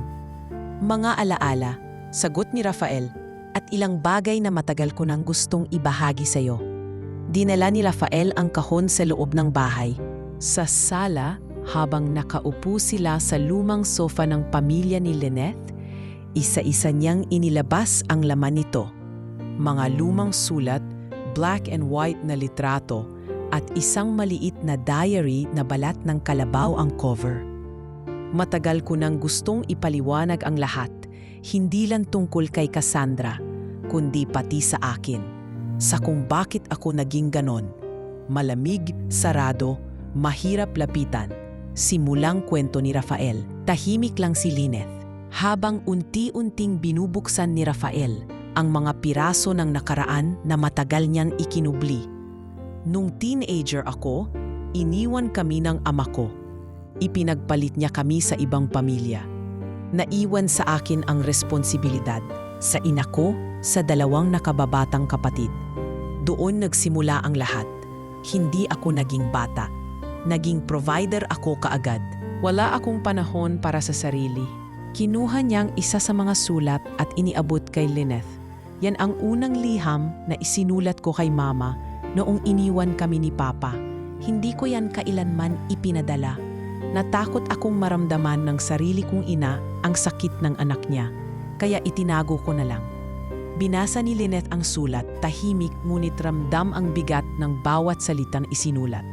Sa kanyang dibdib, unti-unting naramdaman ang sugat ng isang lalaking kilala sa karangyaan, ngunit pala'y puno rin ng kawalang katarungan sa puso. Si Cassandra, siya ang naging takbuhan ko noon. Pareho kaming nag-aaral, pareho kaming walang matatag na pamilya. Pero habang tumatagal, nagbago siya. Nasanay sa buhay ng karangyaan, nasanay sa atensyon, hanggang sa tuluyan na siyang lumipad papuntang Amerika. Doon niya nakilala ang isang lalaki na mas may koneksyon kaysa sa akin. Iniwan niya ako pero hindi ko iyon alam kaagad. Ang sabi ng pamilya niya na aksidente raw siya. Hindi ko akalaing buhay pala siya, na pinili lang niya akong iwanan. Nagkatinginan sila ni Lynette. Hindi na kailangang magsalita. Sa mata ni Rafael ay naroroon ang galit na matagal nang tinanggap. Hindi dahil wala na ito, kundi dahil napagod na siyang buhatin ito. Hindi ako agad naniwala sa kabutihan ng tao matapos nun. Lalo na sa kababaihan, sa lahat ng may lapit, may agenda. Kaya nang nakita kita, tahimik ka, hindi mapapel, hindi humihingi ng pansin, pero marunong tumingin ng diretsyong mata. Parang may binasag ka sa loob ko. Bahagyang napangiti si Lynette, kahit may luha na sa gilid ng kanyang mata. Hindi ko po alam na ganun pala kabigat ang dinadala niyo. Mahinang sambit niya. Hindi ko rin alam na kaya pa palang gumaan, tugon ni Rafael. Muli siyang may inilabas mula sa kahon. Isang lumang frame na may litrato ng isang batang Rafael. Hawak ang gitara, habang nakangiti sa tabi ng isang maliit na panaderya. Pangarap ko talagang maging musikero noon, pero hindi ko na ituloy. Napunta sa negosyo. Pero nitong mga nakaraang buwan, napapaisip ako. Gusto ko ng bahay na may gitara sa sulok. Hindi lang laptop at kontrata. Gusto ko ng katahimikan. Napayuko si Lynette. Sa bawat kwento ni Rafael, mas lalo niyang nakikita ang lalaking hindi lang boss, kundi isang taong marunong masaktan, marunong magmahal, at handang magbago. Kung sakasakaling piliin mong bumalik sa akin, dugtong ni Rafael, hindi kita isasalang sa ganong uri ng buhay ulit. Gusto ko pag bumalik ka, dala mo na yung panatag, yung hindi ka na tinitingnan na mababa.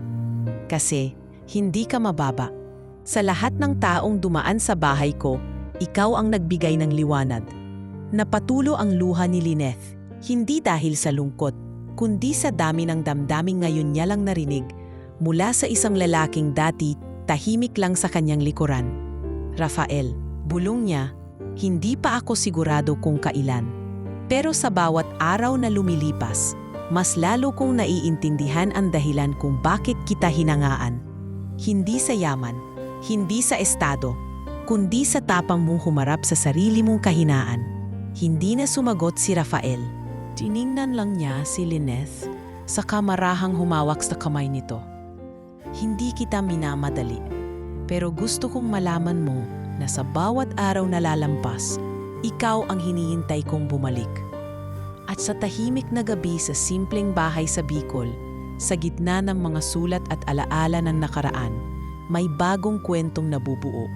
Kwento ng pagtanggap, ng pagpapatawad, at ng pag-ibig na mas pinanday ng katotohanan kaysa sa pangarap.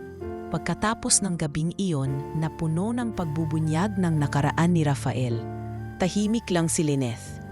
Hindi niya alam kung paano ilalarawan ang bigat sa dibdib na tila sabay na nakalulunod at nagbibigay ng ginhawa. Hindi niya akalaing darating ang araw na makikita niya si Rafael hindi bilang amo, hindi bilang bilyonaryo, kundi bilang isang lalaking marunong magpakatotoo sa harap ng sugat at pagkukulang. Ngunit kahit ganun, may isang bagay na hindi pa rin mawala sa puso niya. Takot. Hindi takot na masaktan, kundi takot na baka hindi pa siya handa sa mundong kakaharapin niya kapag siya'y tuluyang bumalik. Lalo na ngayong sinabi na mismo ni Rafael na hindi na siya babalik bilang katulong, kundi bilang kasama. Kinaumagahan, habang nagpapakain siya ng manok sa likod ng bahay, lumapit sa kanya ang kanyang amang si Mang Nestor. Nasa kamay nito ang lumang bangkong kahoy na lagi nitong ginagamit sa pagtambay. Naupo ito sa lilim ng puno ng mangga at saka tinawag siya. Lyneth, anak, usap tayo saglit, anang ama, habang hawak ang maliit na tasa ng kape. Opo pa, tugon ng dalaga, habang nilalapitan ito at umupo sa tabi. Tahimik muna silang dalawa. Hanggang sa nagsalita ang matanda, mabagal ngunit may lalim ang bawat salita. Napansin ko mula nang bumisita si Rafael, parang hindi ka mapakali. Parang may bagay kang iniisip na hindi mo maamin kahit sa sarili mo. Napayo ko si Lyneth. Hindi ko po alam kung anong dapat kong piliin pa. Alam ko kung sino ako, kung ano ako. May tiwala po ang mga tao sa akin. Maging tama o mali ang kilos mo, may masama pa ring sasabihin ang iba. Pero tandaan mo, hindi ka nabubuhay para sa bulong-bulungan ng paligid. Nabubuhay ka para sa sarili mong prinsipyo. Napaluha si Lyneth. Hindi niya inaasahang ang kanyang ama, na halos hindi nakatapos ng formal na edukasyon, ang siyang magpapaalala sa kanya ng halaga ng sariling tinig. Pa, paano po kung magkamali ako? Lahat tayo nagkakamali, anak. Pero ang pinakamasakit na pagkakamali ay yung hindi mo sinubukan dahil lang sa takot. Mas mabuti nang nasaktan ka sa pinili mong landas kaysa sa nabuhay ka sa paano kung habang buhay. Lumipas ang ilang araw. Pinag-isipan mabuti ni Lyneth ang mga salitang iyon. Isang hapon, habang nagpapahinga sa ilalim ng punong santol, nilapitan siya ni Rafael, nakagagaling lang mula sa palengke, kasama si Lian. May dala itong plastik na may lamang mga paborito niyang kakanin. Sapin-sapin, kutsinta at palitaw. Ang daya mo, biro ni Lyneth habang inaabot ang kutsinta. Alam mong paborito ko to. Hindi naman kita mapipilit sa mga malalaking desisyon. Pero baka sa kakanin, may laban ako. Sagot ni Rafael, nakangiti. Tahimik nilang pinagsaluhan ang merienda. Maya-maya, si Rafael ang unang nagsalita. Lyneth, alam kong mahirap ang hinihiling ko. Hindi madali ang iwan ang lahat ng ito. Ang tahanang ito, ang pamilya mo, ang katahimikan. Pero kung papayag ka, gusto ko sanang bumalik ka sa Maynila. Hindi bilang tauhan, kundi bilang taong kasama ko sa mga desisyong tatahakin ko pa. Napatingin si Lynette sa kanya. Rafael, handa akong bumalik. Pero hindi ko kayang bumalik nang wala akong sariling layunin. Gusto kong bumalik hindi lang bilang kasama mo, kundi bilang taong may sariling kinatatayuan. Tumango si Rafael. Anong gusto mong gawin? Gusto kong makapantayo ng maliit na negosyo. Isang kainan o bakery siguro. Gusto kong makapagpatuloy sa pag-aaral sa gabi. At higit sa lahat, gusto kong makatulong din sa ibang gaya ko, mga dating katulong o manggagawa na gustong magkaroon ng mas malinaw na kinabukasan. Lumakyan ngiti ni Rafael. Kung yan ang gusto mo, susuportahan kita. Wala akong ibang hiling, kundi makita kang tumayo sa sarili mong paa habang hawak ko ang kamay mo. Kinagabihan, tinawag ni Lynette ang kanyang ama at si Lian. Sa hapagkainan, habang kumakain sila ng sinigang na luto ni Tia Vangi, inilatag niya ang kanyang desisyon. Pa, Lian, babalik po ako sa Maynila. Pero hindi para maging katulong, kundi para ituloy ang mga pangarap na noon ay tinanggap kong imposibleng makamit. Napaluha si Lian habang niyakap siya. Ate, proud kami sa iyo. Ikaw ang dahilan kung bakit ako nangangarap din. Si Mang Nestor naman ay tumango lang. Hinahid ang gilid ng mata gamit ang panyo. Anak, lumipad ka. Huwag mong intindihin kung masyado kang mataas para sa paningin ng iba. Ang mahalaga, alam mo hindi mo kinalimutan kung saan ka nanggaling. Bago pa man matapos ang linggo, naghanda na si Lynette para bumiyahe pabalik ng Maynila. Isang lumang maleta lang ang dala niya. Hindi punong-puno ng damit, kundi ng mga panibagong pangarap at lakas ng loob. Sa terminal, bago sumakay ng van, yumakap siya kay Lian at sa kanyang ama. Hindi ko po kayo iiwan pa.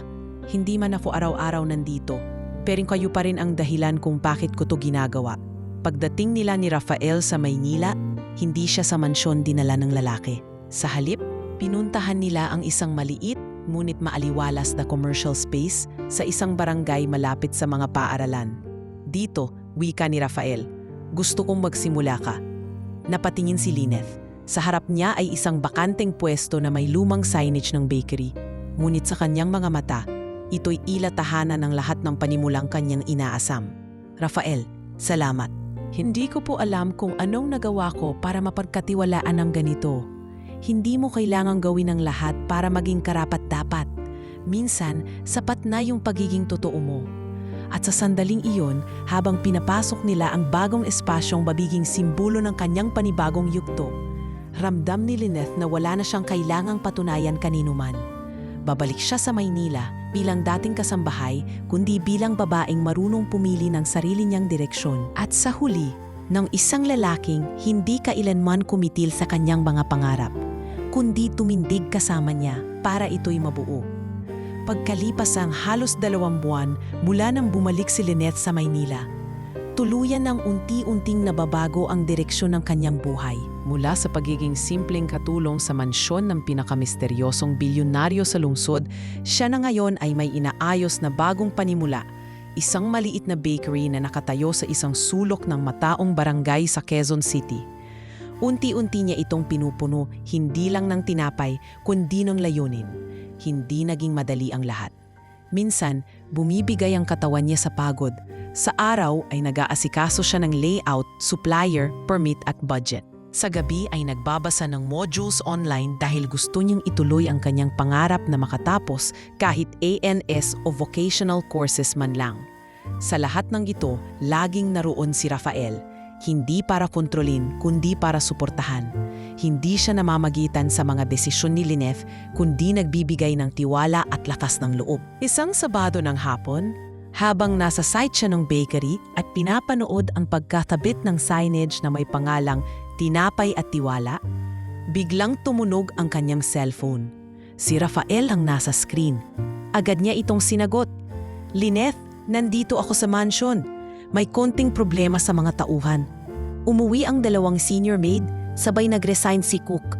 Iniisip kong baka pwede kang dumalaw, kahit pansamantala. Hindi bilang katulong, bilang gabay. Nagulat si Lynette. Matagal na rin mula nang huli siyang tumapak sa bahay na iyon. Hindi na niya iniisip na babalik pa siya roon. Ngunit sa tono ng boses ni Rafael, batid niyang ito'y higit pa sa pangangailangan. Tila may pinapahiwatig. Mag-iisip po muna ako, sagot niya.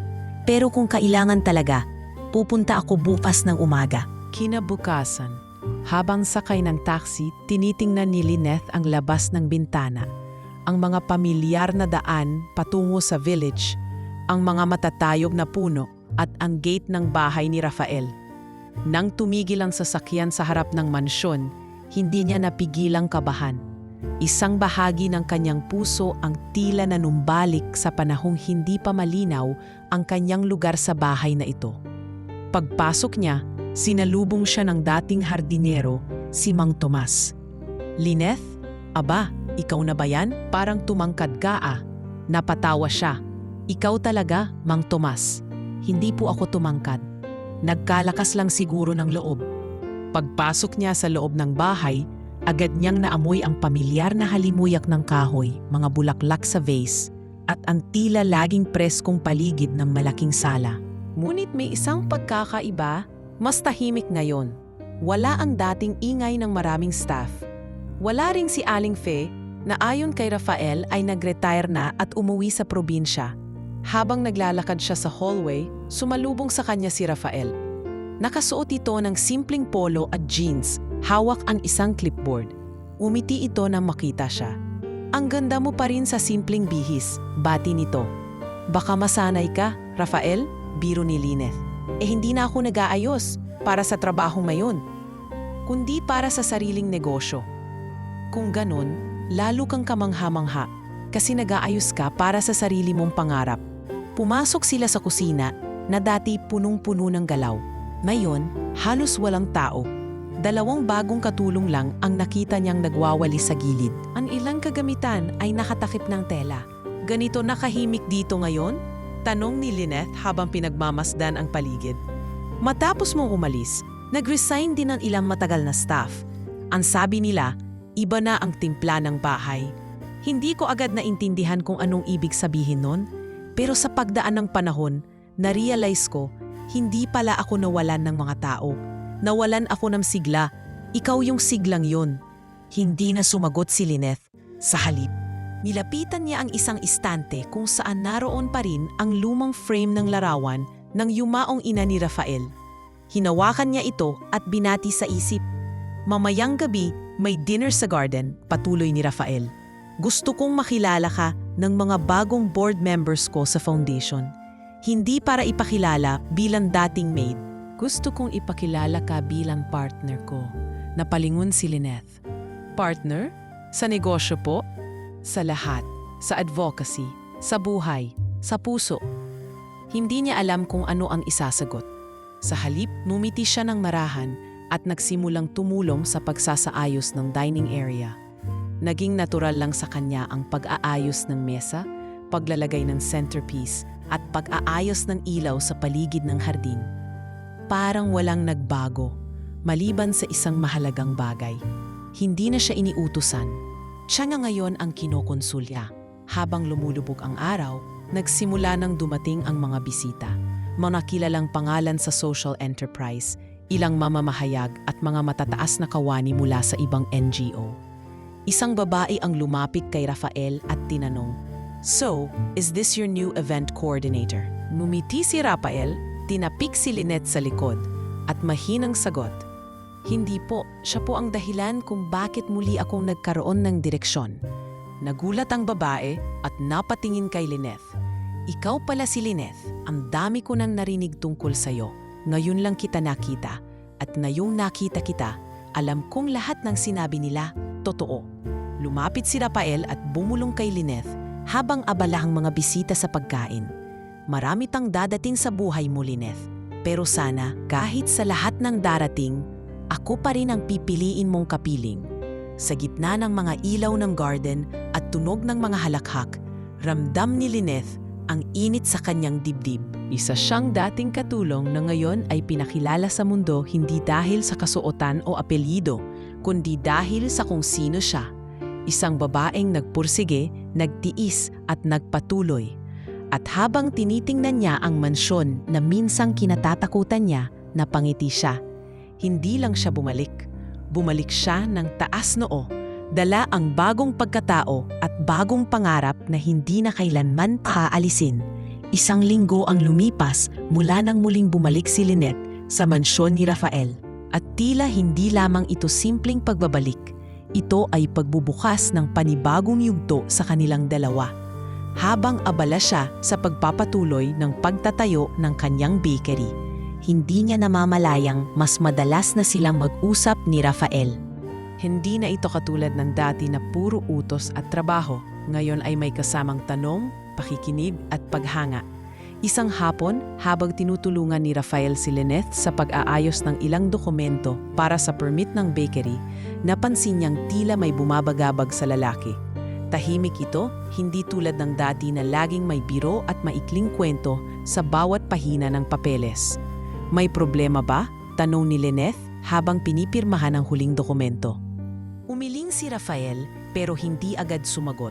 Tumingin ito sa bintana, tila nag-iisip. Maya-maya'y nagsalita rin siya. May inaalok na business merger ang isa sa mga kaibigan ng ama ko. Kapalit nito ay aalis ako ng bansa ng 1 taon para doon pamunuan ang expansion. 1 taon? Bulalas ni Lynette, bahagyang nabigla. Kailan pa nila sinabi? Kahapon. Hindi ko pa sinasabi kahit kanino. Ikaw ang unang nakaalam. Tahimik si Lynette. Hindi niya alam kung anong dapat maramdaman. Masaya siya para kay Rafael dahil malaking oportunidad iyon. Ngunit kasabay ng tuwa ay kaba at lungkot. Ngayong nagsisimula pa lamang silang bumuo ng mas matibay na koneksyon, bigla ba itong mapuputol? Kung aalis ka, mahinang sabi ni Lynette, anong mangyayari sa atin? Tumingin si Rafael sa kanya. Yan din ang iniisip ko, kasi Lynette. Ayoko na ng half-hearted na mga bagay. Gusto ko, kung may sisimulan tayo, dapat buo. Hindi yung magkakahiwalay habang nagsisimula pa lang. Kinabukasan, inimbitahan ni Rafael si Lynette na sumama sa kanya sa isang event ng charitable foundation nila. Doon niya gustong ipakilala si Lynette bilang bagong co-director ng proyekto para sa kababaihang nawalan ng hanap buhay.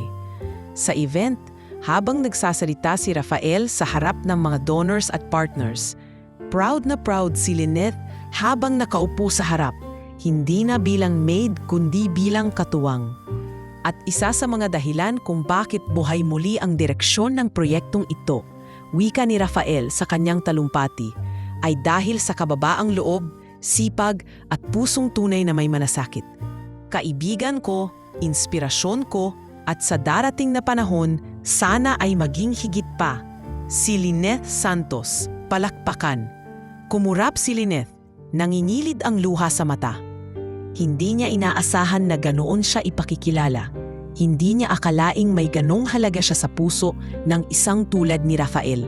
Pag-uwi nila sa mansyon, sabay silang naupo sa likod bahay sa may garden bench na madalas nilang tambayan noon. Bakit mo sinabi yun sa harap ng lahat? Tanong ni Lynette, bahagyang nahihiya. Kasi totoo at ayokong patagalin pa. Kung aalis man ako, gusto kong malinaw sa'yo na kahit gaano pa kalayo ang lugar na pupuntahan ko, ikaw pa rin ang babalikan ko. Napayo ko si Lynette.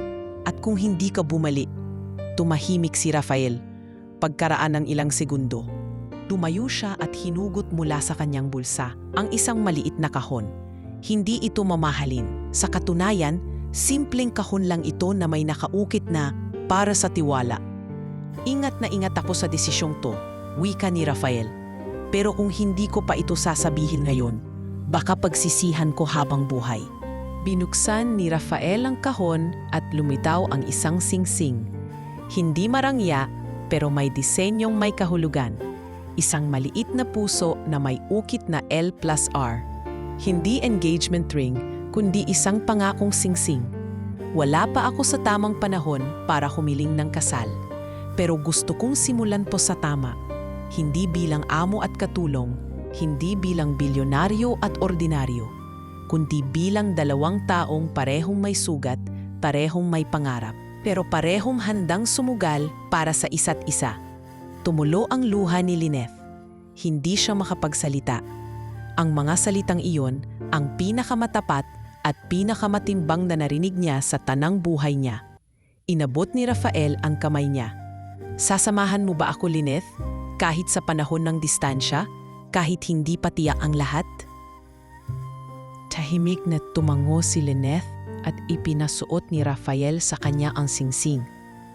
Sa gabing iyon, walang enggrandeng seremonya, walang kamera, walang saksi kundi ang mga bituin sa langit at ang katahimikan ng gabi. Ngunit sa pagitan nilang dalawa, sapat na iyon. Sa mga sumunod na araw, naging mas maayos at malinaw ang direksyon ng lahat. Pinag-usapan nila kung paano nila pananatilihin ang koneksyon kahit nasa ibang bansa si Rafael. Nagplano sila ng mga buwan ng video calls, pagpapadala ng mga sulat at pagpapatuloy ng kanilang advokasya sa magkabilang panig ng mundo. Si Lynette ay inatasang maging kinatawan ng foundation habang wala si Rafael, habang itinutuloy pa rin ang sariling negosyo sa tinapay. Dumating ang araw ng pag-alis ni Rafael. Sa airport, magkahawak sila ng kamay habang papalapit sa departure gate. Bitbit ni Rafael ang kanyang maleta at si Lynette naman ang singsing na kanina pa niya hawak-hawak. Pagbalik ko, bulong ni Rafael, hindi na ako magdadalawang isip. Pagbalik ko, hindi lang singsing ng pangako ang ibibigay ko. Ngumiti si Lynette.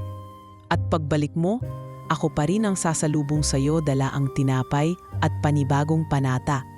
Nagkatinginan silang dalawa at sa katahimikan ng paliparan, isang mahigpit na yakap ang nagselyo sa pangako nilang kahit saan man sila dalhin ng buhay. Ang puso nila'y mananatiling magkasama. Isang taon ang lumipas mula nang umalis si Rafael papuntang Geneva upang pamunuan ang expansion ng kumpanya sa Europe. Sa panahong iyon, maraming nagbago, hindi lamang sa paligid, kundi lalo na sa puso ni Lynette. Naging abala siya sa pagpapalago ng kanyang panaderya na ngayoy kilala na sa buong bayan. Sa tulong ng foundation, nabigyan din siya ng pagkakataong tumulong sa ibang kababaihang nawalan ng hanapbuhay. Hindi siya tumigil sa pangarap, bagkus ay ginamit niya ang pansamantalang paghihiwalay nila ni Rafael bilang inspirasyon upang mas paigtingin pa ang kanyang layunin sa buhay. Buwan-buwan ay nagkakausap sila ni Rafael sa pamamagitan ng video calls. Sa bawat tawanan, bawat mensahe, mas lalong lumalim ang kanilang pag-unawa at pagmamahal sa isa't isa. Ngunit hindi ring maiwasan ni Lynette ang lungkot sa tuwing natatapos ang kanilang usapan. Ilang ulit din siyang napatingin sa simsing na nasa kanyang daliri. Hudyat ng pangakong binitawan nila. Minsan habang abala siya sa pamimigay ng libreng tinapay sa mga batang ulila, napadaan sa harap ng panaderya ang isang itim na van. Huminto ito saglit, ngunit agad ding umalis. Hindi niya ito binigyang pansin. Ngunit kinabukasan, may dumating na bulaklak. Isang bouquet ng pulang tulips, paborito niyang bulaklak, at isang card na may nakasulat lamang ng 2 salita. Malapit na! Kumabog ang dibdib ni Lynette. Mabilis ang tibok ng puso niya habang binabasa ang card. Si Rafael, babalik na ba siya? Bulong niya sa sarili. Sa gabing iyon, hindi siya mapakali. Tila bayat tunog ng motorsiklo sa labas ay pinakikinggan niya. Nakatitig siya sa pintuan, hawak-hawak ang singsing na bigay ni Rafael habang paulit-ulit sa isip ang salitang malapit na. Ilang araw ang lumipas. Isang Sabado ng hapon habang inaayos niya ang mga tinapay sa istante, biglang pumasok ang isang matandang lalaki na tila nawawala. "Iho," sabi nito sa staff, "nahanap ko na ang lugar. Ito ba ang kay Lynette Santos?" Tumango ang staff at agad siyang tinawag. "Ma'am, may naghahanap po sa inyo." Lumapit si Lynette, nakangiti. "Ako po si Lynette. Kayo po?" Mumiti ang matanda at inabot ang isang sobre. "Ako po ang personal assistant ng isang kliyente nyo. Pinapabigay lang po ito." Pagkaalis ng matanda, agad niyang binuksan ang sobre. Isa itong imbitasyon, isang exclusive gala night para sa opening ng bagong international branch ng kumpanya ni Rafael sa Manila. At ang nakasulat sa dulo, "Hinihintay kita." Gabi ng gala suot ni Lynette ang isang simple ngunit eleganteng puting gown.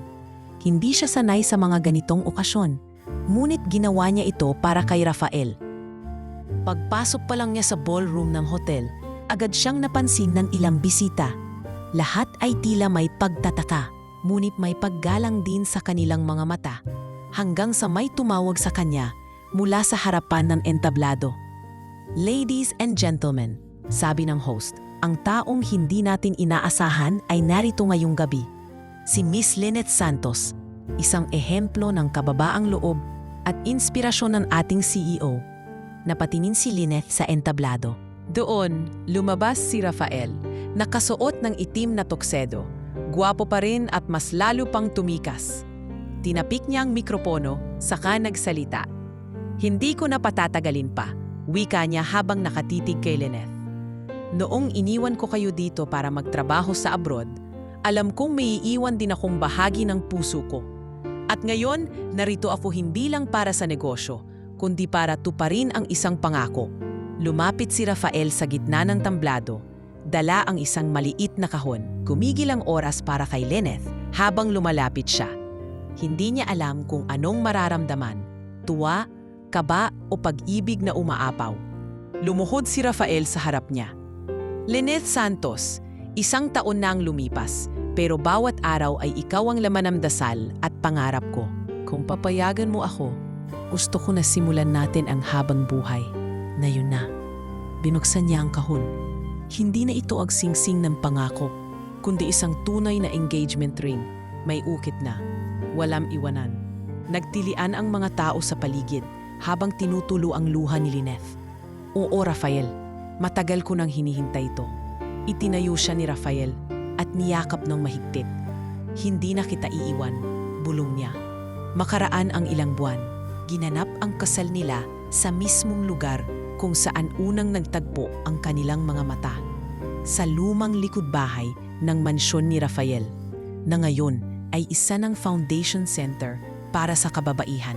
Naroon ang mga taong naging bahagi ng kanilang paglalakbay, mga dating kasambahay, mga negosyanteng tinulungan nila, mga batang inalagaan ng panaderya at maging ang pamilya ni Rafael na ngayoy buong puso na ring tinanggap si Lynette. Habang sinisilayan nila ang bawat isa sa altar, napangiti si Rafael at bumulong. "Noong una kitang nakita, hindi ko alam na ikaw pala ang sagot sa lahat ng tanong ko." Ngumiti si Lynette, "At ako, akala ko lang trabaho ang dala ng araw na yon. Hindi ko alam, pag-ibig pala." At sa wakas, 2 pusong minsan pinaglayo ng dagwat sa estado at tadhana ay muling pinagbuklod, hindi na ng pagkakataon kundi ng paninindigan, paggalang at wagas na pagmamahalan.